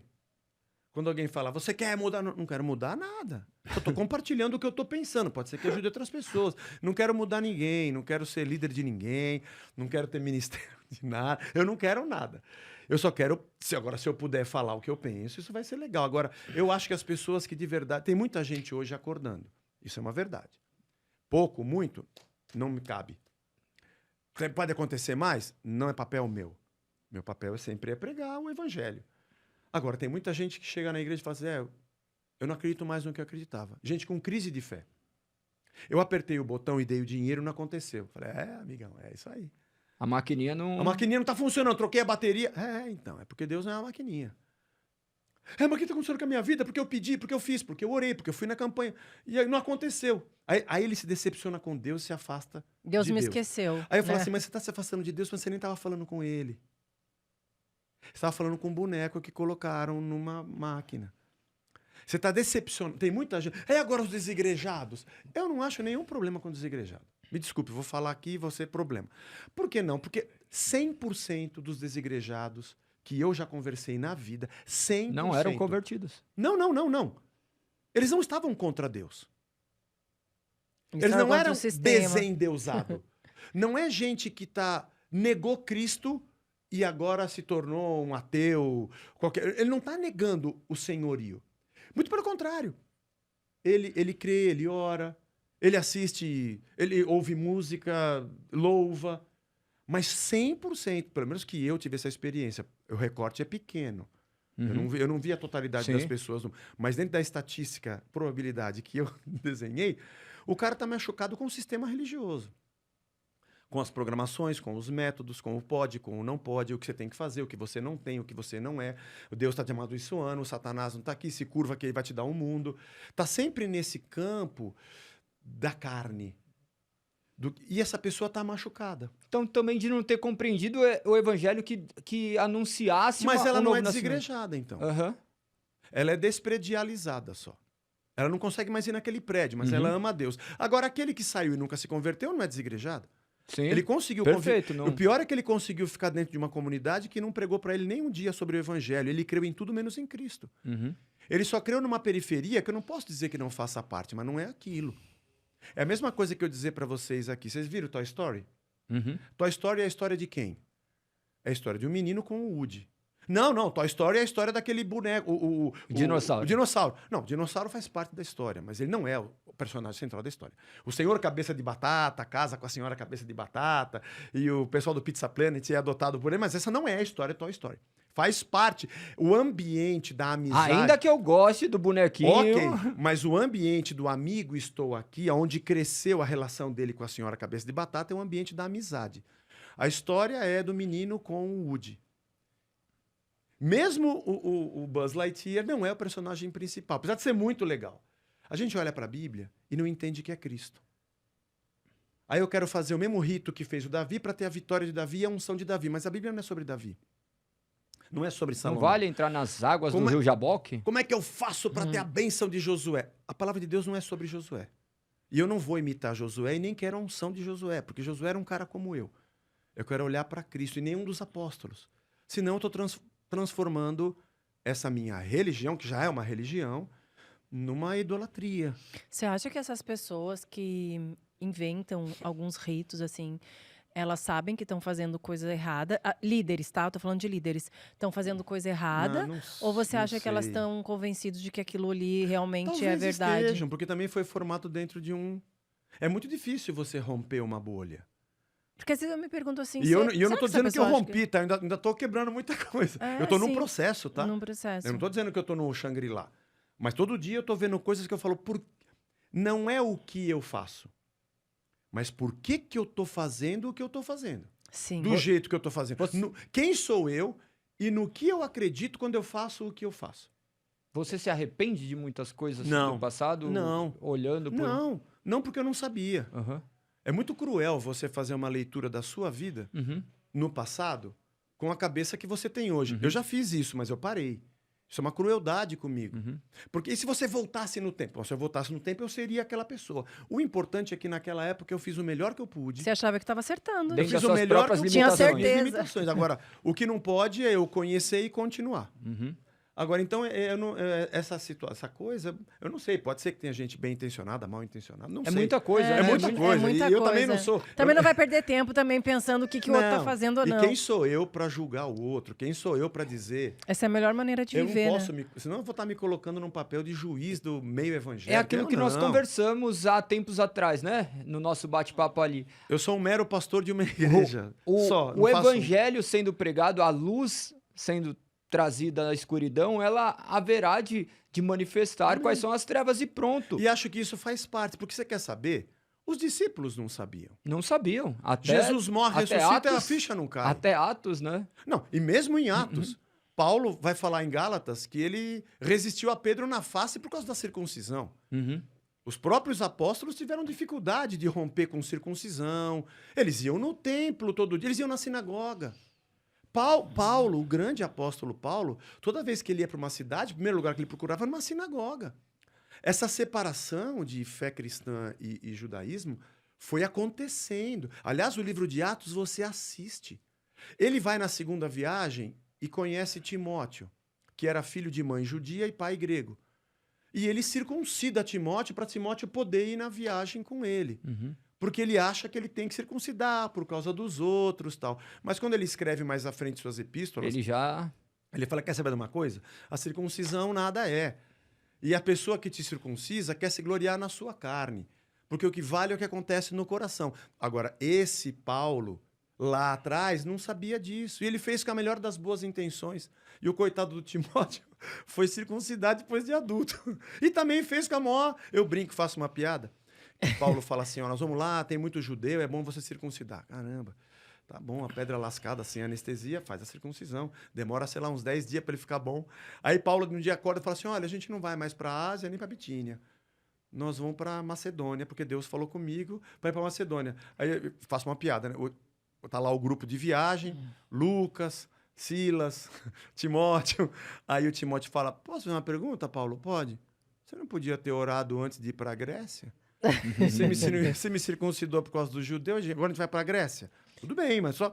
Tudo bem que tinha judeu lá também, é só uma piada. Mas era Paulo. E sabe o que acontece? Digamos que eu esteja 100% enganado em tudo que eu falei aqui. 100%. É muito terrível um irmão em Cristo olhar para mim e falar assim, você não presta. Eu estou num processo. Eu não posso olhar para o outro que tem ritos e que segue a religião e dizer para ele, está tudo errado, você não é Deus. Deixa o cara. Tem o tempo dele. Lógico, nós estamos aqui batendo papo, vocês estão perguntando, eu estou respondendo. Claro. Meu papel não é sair falando, eu não fico na internet falando essas Não coisas. é algo direcionado a ninguém, Nada. são essas dúvidas. Sempre que a gente gosta de conversar aqui, por vezes nós temos respostas já que foram formadas, mas é interessante para as pessoas de casa, porque são dúvidas legítimas. Dentro de lares aí que pessoas não têm com quem conversar, que nem muitas coisas que têm oportunidade de ouvir de você, eles não vão ter oportunidade em outros lugares. Então, não se trata de atacar nenhum tipo... E a nossa vida prática, né? Porque muitas vezes a gente acha prática. Que eu sou... a gente pensa, quem está dentro da igreja ou quem é crente não vive isso. Olha que coisa doida. Deus vocaciona Pedro. Lá, Jesus chama ele. Jesus já morreu, já ressuscitou, já subiu. A igreja já começou. O evangelho vai para Antioquia e estoura na casa de um cara chamado Cornélio, que era centurião romano, era gentil. Quem é que Deus escolhe para ir pregar pro Cornélio? Um cara perfeito que já abriu a cabeça. Não, ele escolhe o Pedro. A visão depois ainda. E fala assim, ô Pedro... Ele fala pro Cornélio, eu mando um servo teu ir lá na casa do Simão, o curtidor, que tá lá em Jope, e tem um cara lá chamado Pedro, e você chama ele para vir aqui. Enquanto o cara tá no caminho, ele, ô Pedro, eu quero falar com você. Põe uma visão de um lençol cheio de animais impuros, que segundo a religião do Antigo Testamento era impuro, o judeu não podia tocar. E aí Deus fala, ô Pedro, tá na hora do almoço, tá com fome? Uma visão. Tô. Come aí. Isso eu não como, porque é imundo. Ô Pedro, quem é você para dizer que é imundo o que eu tô te oferecendo? Por acaso eu sou imundo? Não torne imundo o que Deus, e nem comum o que Deus santificou. Até entrar a casa, né? E aí, 3 vezes acontece a visão. E Deus fala com Pedro. Você não pode ter esse preconceito e achar que é só com o judeu. E o Pedro já era convertido, andou com Jesus. Ele não tinha entendimento. Dali a pouco toca a campainha, mano. Deus acaba de falar com ele, toca a campainha, tá o servo lá do Cornélio. É para você ir na casa de um romano centurião para falar de Jesus. E o Pedro fala, eu vou. Então amanhã... Assim mesmo, deve ter sido. Deus tocou, eu estava errado. Tinha preconceito com o romano. Eu estou lendo isso na escritura, eu estou lendo isso aqui em Atos. Tá diante dos meus olhos essa transformação. Mas a religião não. Então eu estou me preparando aqui para quando sair esse podcast no ar, os porretes vierem. Cara, eu tô vivendo a vida. Isso aqui não é um recorte, não é um corte, é uma vida. Amém. O que eu acho de importante é que todos nós somos crianças, seguindo o mestre, não sabemos nada. Temos o evangelho, a gente vai interpretando, aprendemos uns com os outros. Uns crescem mais rápido, outros mais devagar. Mas eu não te amo porque você é perfeito e pensa como eu penso. Eu te amo porque Cristo nos amou. A imago Dei em todo ser humano. Em todos nós. Amém. No cara que acabou de se converter e não conseguiu nem deixar a velha vida ainda. E o outro que já está há 50 anos na igreja, está todo mundo...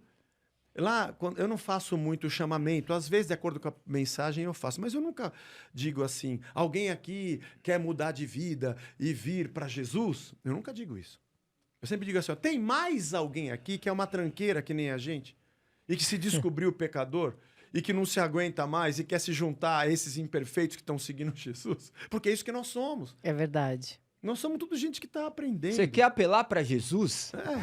Exatamente. Você quer apelar para Jesus? Porque é isso que nós estamos fazendo. Se você também se sente um pecador e não vê mais sentido nesse mundo... Uma tranqueira, como você falou. E quando alguém me pergunta, mas você acredita mesmo em Deus? Eu falo, cara, eu não acredito em mim. O fato não é se eu acredito em Deus, o fato é que eu não acredito em mim. Eu não acredito no ser humano. Não confio mais. Nem em mim, porque eu faço besteira. Eu falo e não cumpro. Eu falo e não cumpro, eu meto os pés pelas mãos. Mas você acha que ele existe? Eu não sei nem se você existe.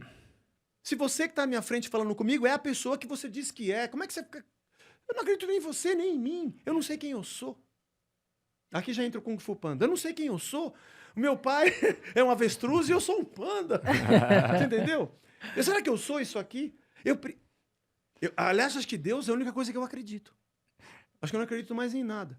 Eu achei que meu time ia ganhar ontem e perdeu. Eu não acredito mais em nada. Isso. Deus não se prova, né? Só temos que oferecer para que possam provar Cristo, né? A única forma. Quanto mais a gente se debruça tentando compreender, nós não alcança. Nos deparamos em quão distante estamos de Deus e quanto nada sabemos, né? Nada sabemos. Nada sabemos. E nós somos uma ínfima, uma parte. Nada, não somos nada. Eu não sou nada na minha rua. Nada. Na minha rua deve morar umas 2.000 pessoas. Mas eu na fila do pão. E no meu bairro? Na minha cidade, 8 no meu bi? país. E se nesse deparar com mundo, 8 bi? E nesse universo. Mas eu me sinto o sabichão de tudo. Uhum. Eu quero botar a goela abaixo das pessoas. Quem vai pro céu, quem não vai, quem é certo, quem tá errado, quem Deus escolheu. Cara, eu não sei. Tá bom, eu tenho teologia. Mas eu vivo segundo as minhas próprias confissões, Sim, porque eu vou ter que responder por ela. Eu vou responder. Exato. Mas eu não tenho problema de dizer que eu não sei. E não tenho problema em viver com pessoas que pensam diferentes. Não tenho. Mas Exatamente. hoje, a religião evangélica tem. Uhum. Você tem comportamentos pré-estabelecidos, você tem pensamentos pré-estabelecidos, sociologia pré-estabelecida, você tem uma política pré-estabelecida, você tem candidatos pré-estabelecidos, e eles definem se você é ou não é de Deus. Existe uma pauta dentro da religião que uma deve pauta ser feita. que separa as pessoas e já não é mais Cristo que as une. E julga como se fosse Jesus. Exatamente. Sendo que os fariseus chegaram para os discípulos e falaram assim, quer dizer que o mestre de vocês agora come com publicanos e pecadores, é? É isso, é? Tá ali, ó, pecadores e publicanos na mesa do mestre. E aí fico pensando, publicano é um funcionário público, né? Cobrador de Eu imposto. vou na coletoria e eu sei quem é o publicano. Então dá para saber que aquele cara tá na coletoria, que ele trabalha para Roma. Agora e o pecador? Tem uma etiqueta dizendo um crachá, pecador de Roma? O mais, você, fariseu, não é um pecador? Só ele é, você não? E tem outra. Fica imaginando Jesus chegando e o povo andava atrás dele. Qual que era a patota de Jesus? Publicanos, pecadores, a meretriz que iam apedrejar e não apedrejaram. Tinha o Mateus, era um publicano, era discípulo dele. O Simão era zelote. Simão era black bloc. Era discípulo de Jesus. A patota de Jesus era tudo gente torta. O que é o zelote, que eu não sei? Zelote era uma facção dentro da sociedade judaica que era contra Roma. Você tem os saduceus, que é uma descendência de Zadok, e eles eram o grupo religioso também político dentro da sociedade judaica. Da aristocracia. Da aristocracia, eles eram ricos. Era deles que era indicado o sacerdote, que já não era mais unção, E eles nada. não Era uma criam escolha de Roma. na ressurreição. Não criam mas eles eram um grupo aristocrata, dominavam o templo. Os fariseus eram estudiosos da lei, junto com os escribas. Os fariseus eram como seja estudantes leigos e o escriba era o versado. A presença deles era mais marcante na sinagoga, que era o lugar de estudo da palavra. Você tinha o Sinédrio, que era composto em grande maioria por saduceus, mas também tinha fariseus. Você tinha, fora dessa cena religiosa, você tem os herodianos, que eram grupos de judeus que gostavam de Herodes e gostavam de Roma. Os saduceus, em parte, não gostavam, mas eles mantinham uma boa relação, porque a interlocução entre Roma e o povo era o saduceu, era o templo.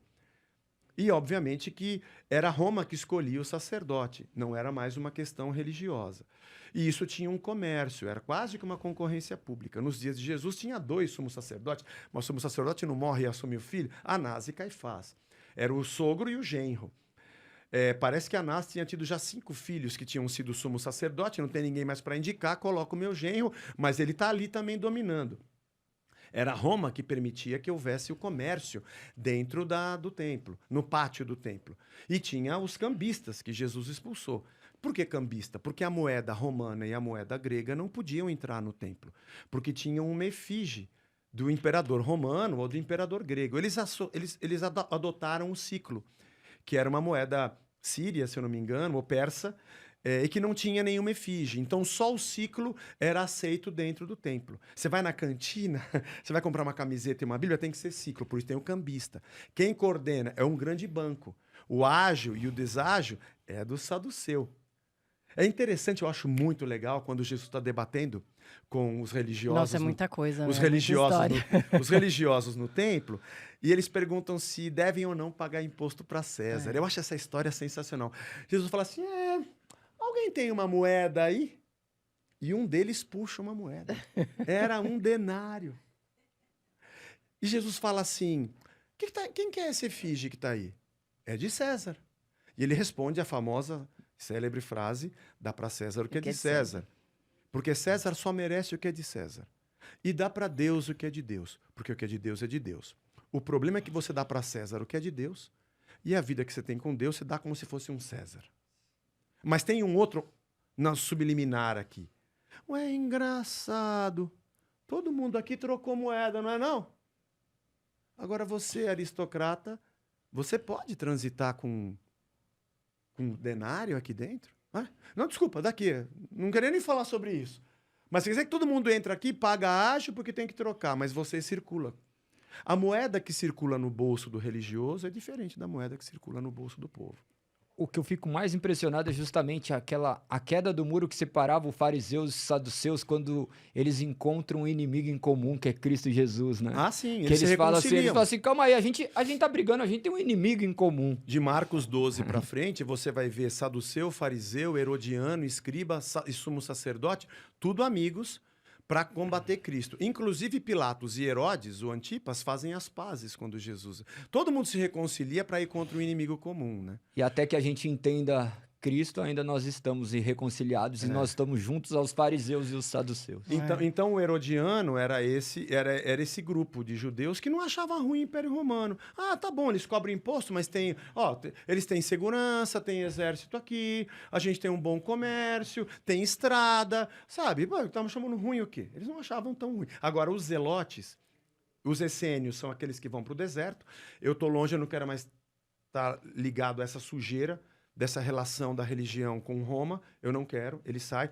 Há quem diga que João Batista poderia ser um essênio, porque João Batista era filho de Zacarias, Zacarias era um sacerdote, então filho de sacerdote é sacerdote. João Batista deveria ser um sacerdote, ele deveria estar no templo. Aliás, ele deve ter crescido lá, mas ele não está lá, ele está no deserto. Ele rompeu com o sistema religioso, ele é um cara que está no deserto, pregando o proto-evangelho, proto-proto. Ele está pregando o evangelho antes de Jesus falar: arrependei-vos porque é chegado o reino dos céus. O que eu faço para me arrepender? Batiza. Peraí, João. Não. Se eu me arrepender, eu tenho que pegar um animal e ir no templo e oferecer um sacrifício. Então, isso aí acabou. Você se arrepende agora, você vai ser uma nova criatura. Ele está pregando o evangelho antes do evangelho chegar. Sim. E aí, os zelotes e os sicários, eles eram revolucionários. Ele era o grupo de judeus que matava soldado. O sicário andava com um punhal. Se ele passa num beco e tem um soldado de costa, ele vai e mata o cara. Mata um por um. Eles eram uma guerrilha, os sicários. Os zelotes eram próximos, mas eles eram conspiradores. Quando alguém era detectado como um zelote, Roma vinha, prendia e matava o cara, porque ele era um cara que estava borbulhando uma revolução contra Roma. Bom, então a patota, tudo isso para explicar que a patota de Jesus... É o povo que andava com Jesus. Agora você fala assim... Esse era o povo que andava com Jesus. Então, mas duas bolinhas de ping-pong fotografadas, o Hugo Calderano, duas bolinhas fotografadas, eu não sei se elas são iguais. Porque pode ser que uma esteja caindo e a outra subindo. O recorte do zelote que anda com Jesus, eu não posso saber se ele é um pecador destruído. De repente ele é um cara que está subindo. O joio e o trigo. Ele tá crescendo, ele calma. A gente vem com muito porrete na fé. Somos zelotes, né? Você tá certo, você tá errado. Não, eu sou só uma pessoa que tô crescendo. Pode ser que amanhã eu esteja melhor. Mas nós somos todos irmãos, né? Isso Amém. Deveria ser a nossa tônica É como principal. devemos ser. Zé, quero falar do seu livro, Diálogos com Jesus, Zé Bruno. Olha que maravilha. Aqui conta um pouco da sua história. Não, esse livro fala dessas coisas que a gente tá falando aqui. Porque esse livro surgiu, não surgiu como livro. Aliás, eu não pensei em escrever livro. Eu fiz muitos vídeos na pandemia. Eu fiz uma série de 150 vídeos pensando assim, pô, imagina que Deus que é espírito, que a gente não vê, virou gente. E habitou entre nós, e nós vimos a sua glória. Você já pensou você estar na frente de Jesus? Uma pessoa, mas que você sabe que ela é Deus em pessoa? Cara, que experiência. Como está lá em 1 João capítulo 1, né? João fala isso, nós tocamos nele. Nós o abraçamos. A vida estava na nossa frente. Meu, que experiência. Ele morre, ressuscita. É uma coisa assim muito, muito forte. E eu fiquei pensando, e uma pessoa que conversou com ele? Que conversas foram essas? Ele conversou com muita gente. Com a samaritana, com os discípulos. E não foi aquele diálogo tão sucinto. Não, não era só assim, tá frio hoje, né? Não, só pode até ser que tenha, né? Não foi registrado, mas tinha também, não tá frio hoje. Mas esses que foram registrados são conversas que nos ensinam a viver. Eram e aqui dúvidas. tem essas passagens. Só que eu dividi em 3, né? Esse livro é só a conversa com religiosos. Ou é um fariseu, ou é um saduceu, ou é um escriba. Maravilhoso. Bom, esse já é nosso, amor. Ó, gente, maravilhoso. E é só conversa, é só bater de frente. É só bater de... Não, mas é maravilhoso. Esse episódio aqui foi maravilhoso. Que legal. Obrigada por ter aceito o convite. Obrigada por ter nos edificado tanto nesse tempo.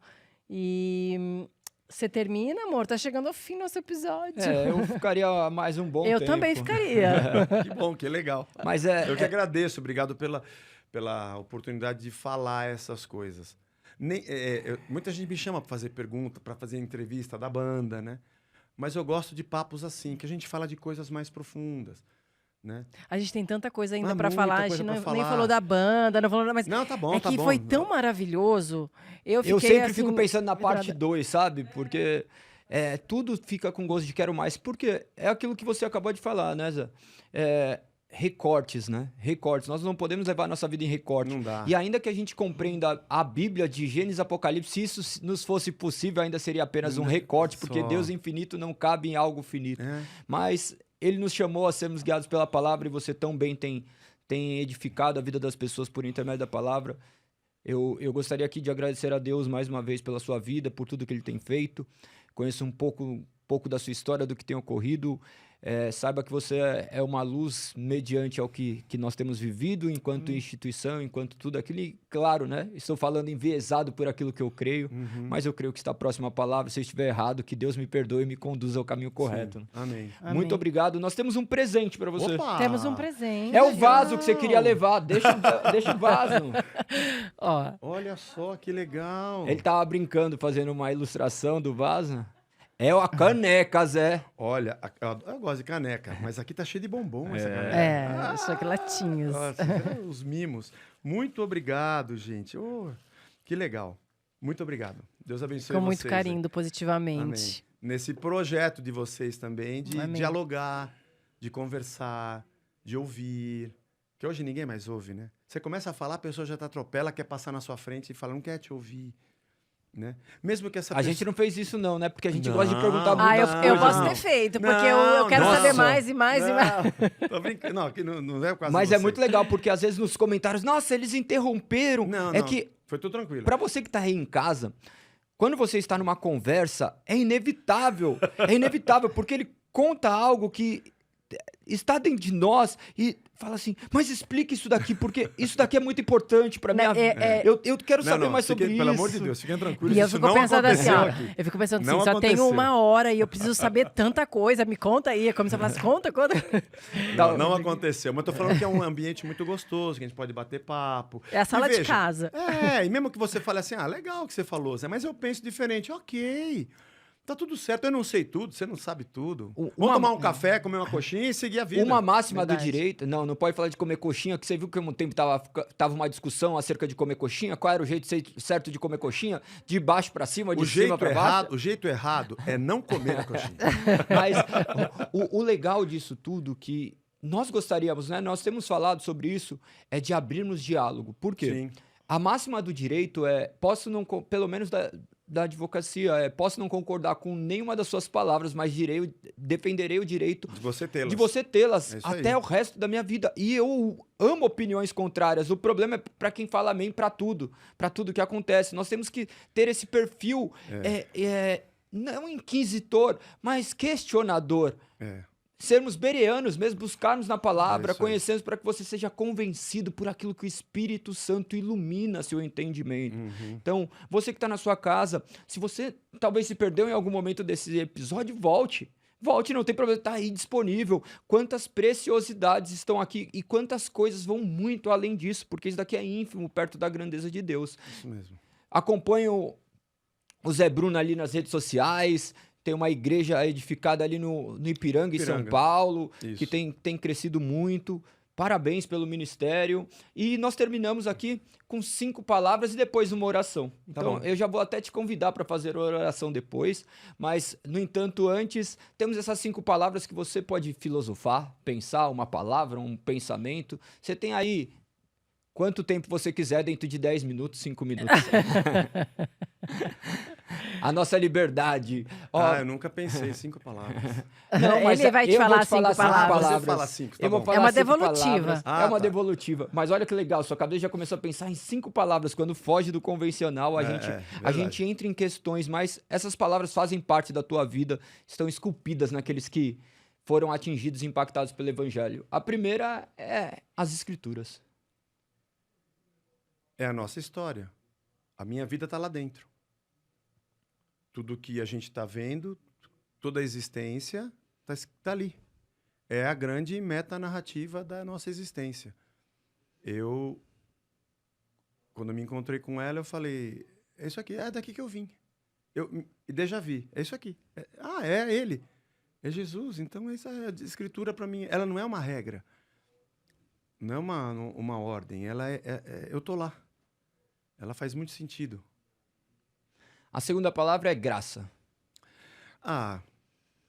Eu só tô aqui por ela também, né? A graça é o favor de Deus que eu não tenho como pagar, que eu não tenho o que fazer, eu só tenho como agradecer e viver da melhor maneira que eu puder para agradecer a Deus, louvá-lo e transmitir a mesma coisa para quem estiver ao meu redor.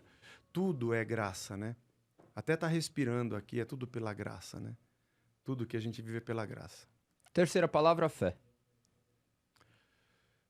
Fé é minha disposição de tornar Deus Senhor da minha vida.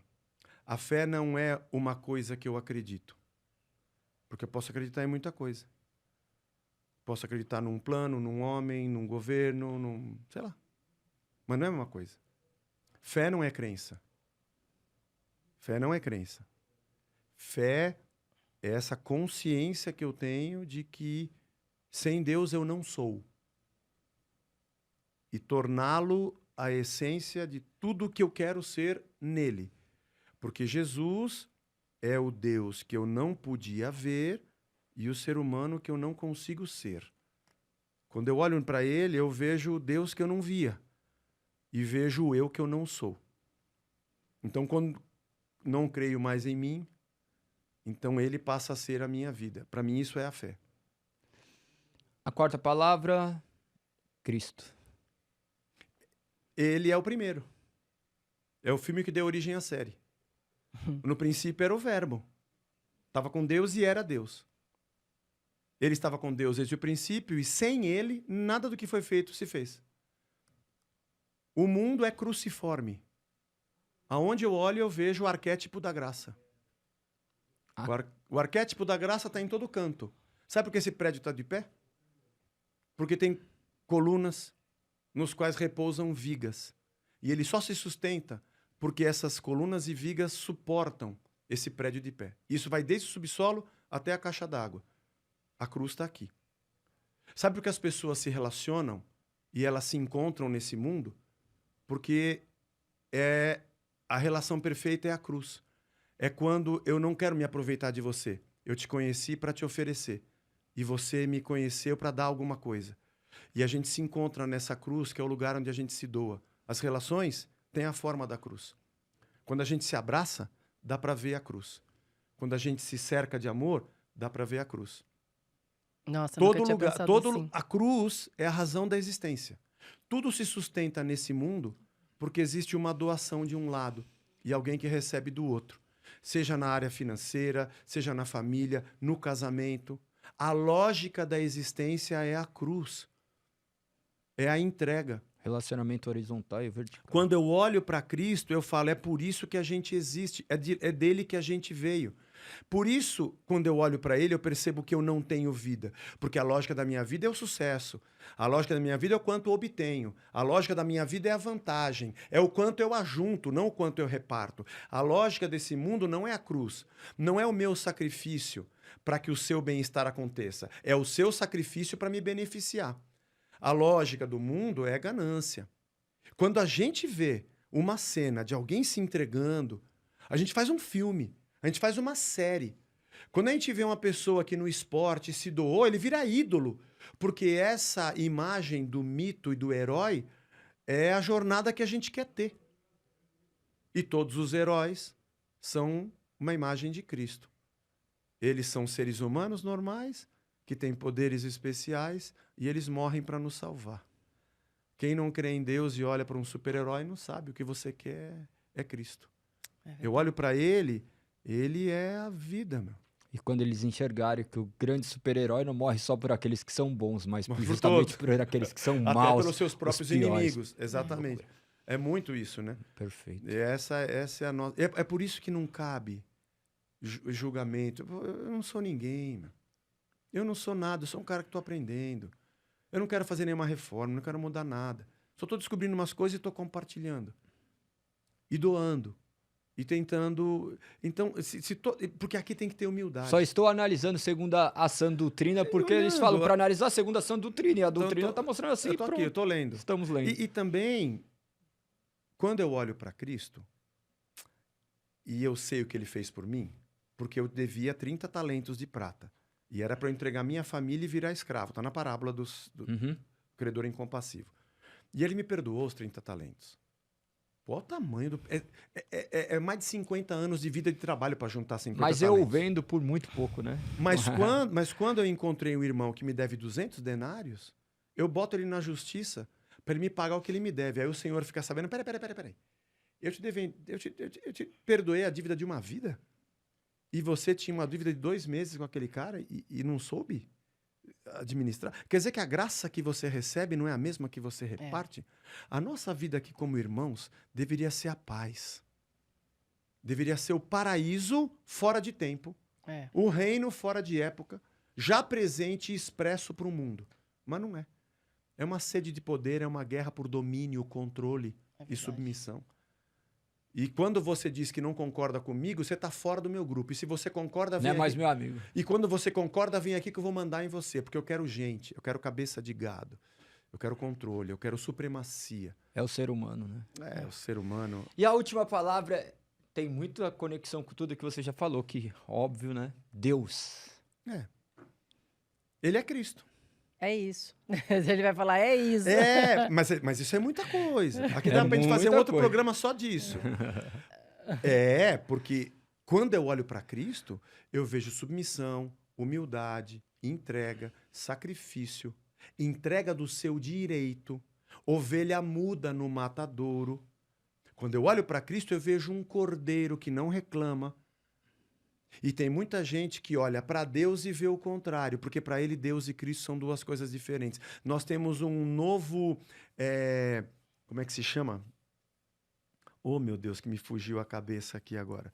São muitas letras me fazem delirar. Mas é outro marcionismo. Marcião foi um bispo da Idade Média, início da Idade Média, que achava que o Deus do Velho Testamento era um e o Deus do Novo era outro, e ele falava essa heresia. Mas esse marcionismo está presente, porque a ganância, a busca por sede, por poder, é de um Deus que não é Cristo. Mas não é legal Cristo, porque Cristo dá a vez, entrega a outra face, anda mais uma milha. Eu quero ser um evangélico vencedor. Eu não quero conquistar o outro por aquilo que eu entrego. Eu quero ganhar mais para provar para o outro que eu sou melhor. É por isso que para esse Deus eu sou ateu. Eu não creio nesse Deus. Meu Deus, Meu Deus. É muita profundo. coisa. É muita coisa que a gente poderia ficar aqui. No final, o cristianismo envolve essa filosofia, esse demandar de ideias que flui, né, como rios de águas vivas de dentro de nós. Nós oramos para que todas essas palavras possam percorrer todo o seu ser, que o evangelho flua de você, assim como falavam que de John Bunyan, que se cortassem ele, sairia o evangelho de tanto que as palavras penetraram o seu ser. A gente ora para que aconteça isso em você. E para finalizar, vou pedir para que Você ore pelas pessoas. você que ore estão em pelas casa. pessoas que estão em casa, pelas causas do quais Amém. Vamos orar. estiverem aí. Vamos lá. Amém. Senhor, obrigado pelo papo que nós tivemos aqui, obrigado pela conversa, pelos meus irmãos, por aqueles que estão assistindo, que têm os seus anseios, as suas lutas, as suas batalhas. E nos faz entender, Senhor, que quando nós te encontramos, nós encontramos um tesouro que vale mais do que o mundo inteiro. Salva-nos de nós mesmos. Salva-nos, Senhor, das nossas ideias pré-estabelecidas. Nos mata um pouco mais. Cada um de nós, começando por mim e cada um de nós. Sonda-me, ó Deus, conhece o meu coração. Se há alguma coisa errada, me ajuda, tira. Mas nos torna simples, nos torna humildes, nos torna gente de Deus, nos torna gente do teu Espírito, nos torna gente do teu reino, simples, cura-nos e liberta-nos. Cuida de nós. É a nossa oração em nome de Jesus. Amém. Amém. Amém. Obrigada. Eu Zé, que agradeço. Muito obrigada, foi maravilhoso. Mais um episódio juntos, amor, para a honra e glória do Senhor. Quero agradecer pela sua audiência, por você acompanhar aqui com a gente. Não esquece de compartilhar esse episódio, tenho certeza que vai edificar a vida de muita gente. Não esquece de seguir o canal, ou melhor, lembre-se de seguir o canal. E que o Senhor te abençoe. Se você está longe de Deus, volte correndo, que Ele é o único que pode cuidar da sua vida. Um grande beijo e até o próximo episódio. Tchau!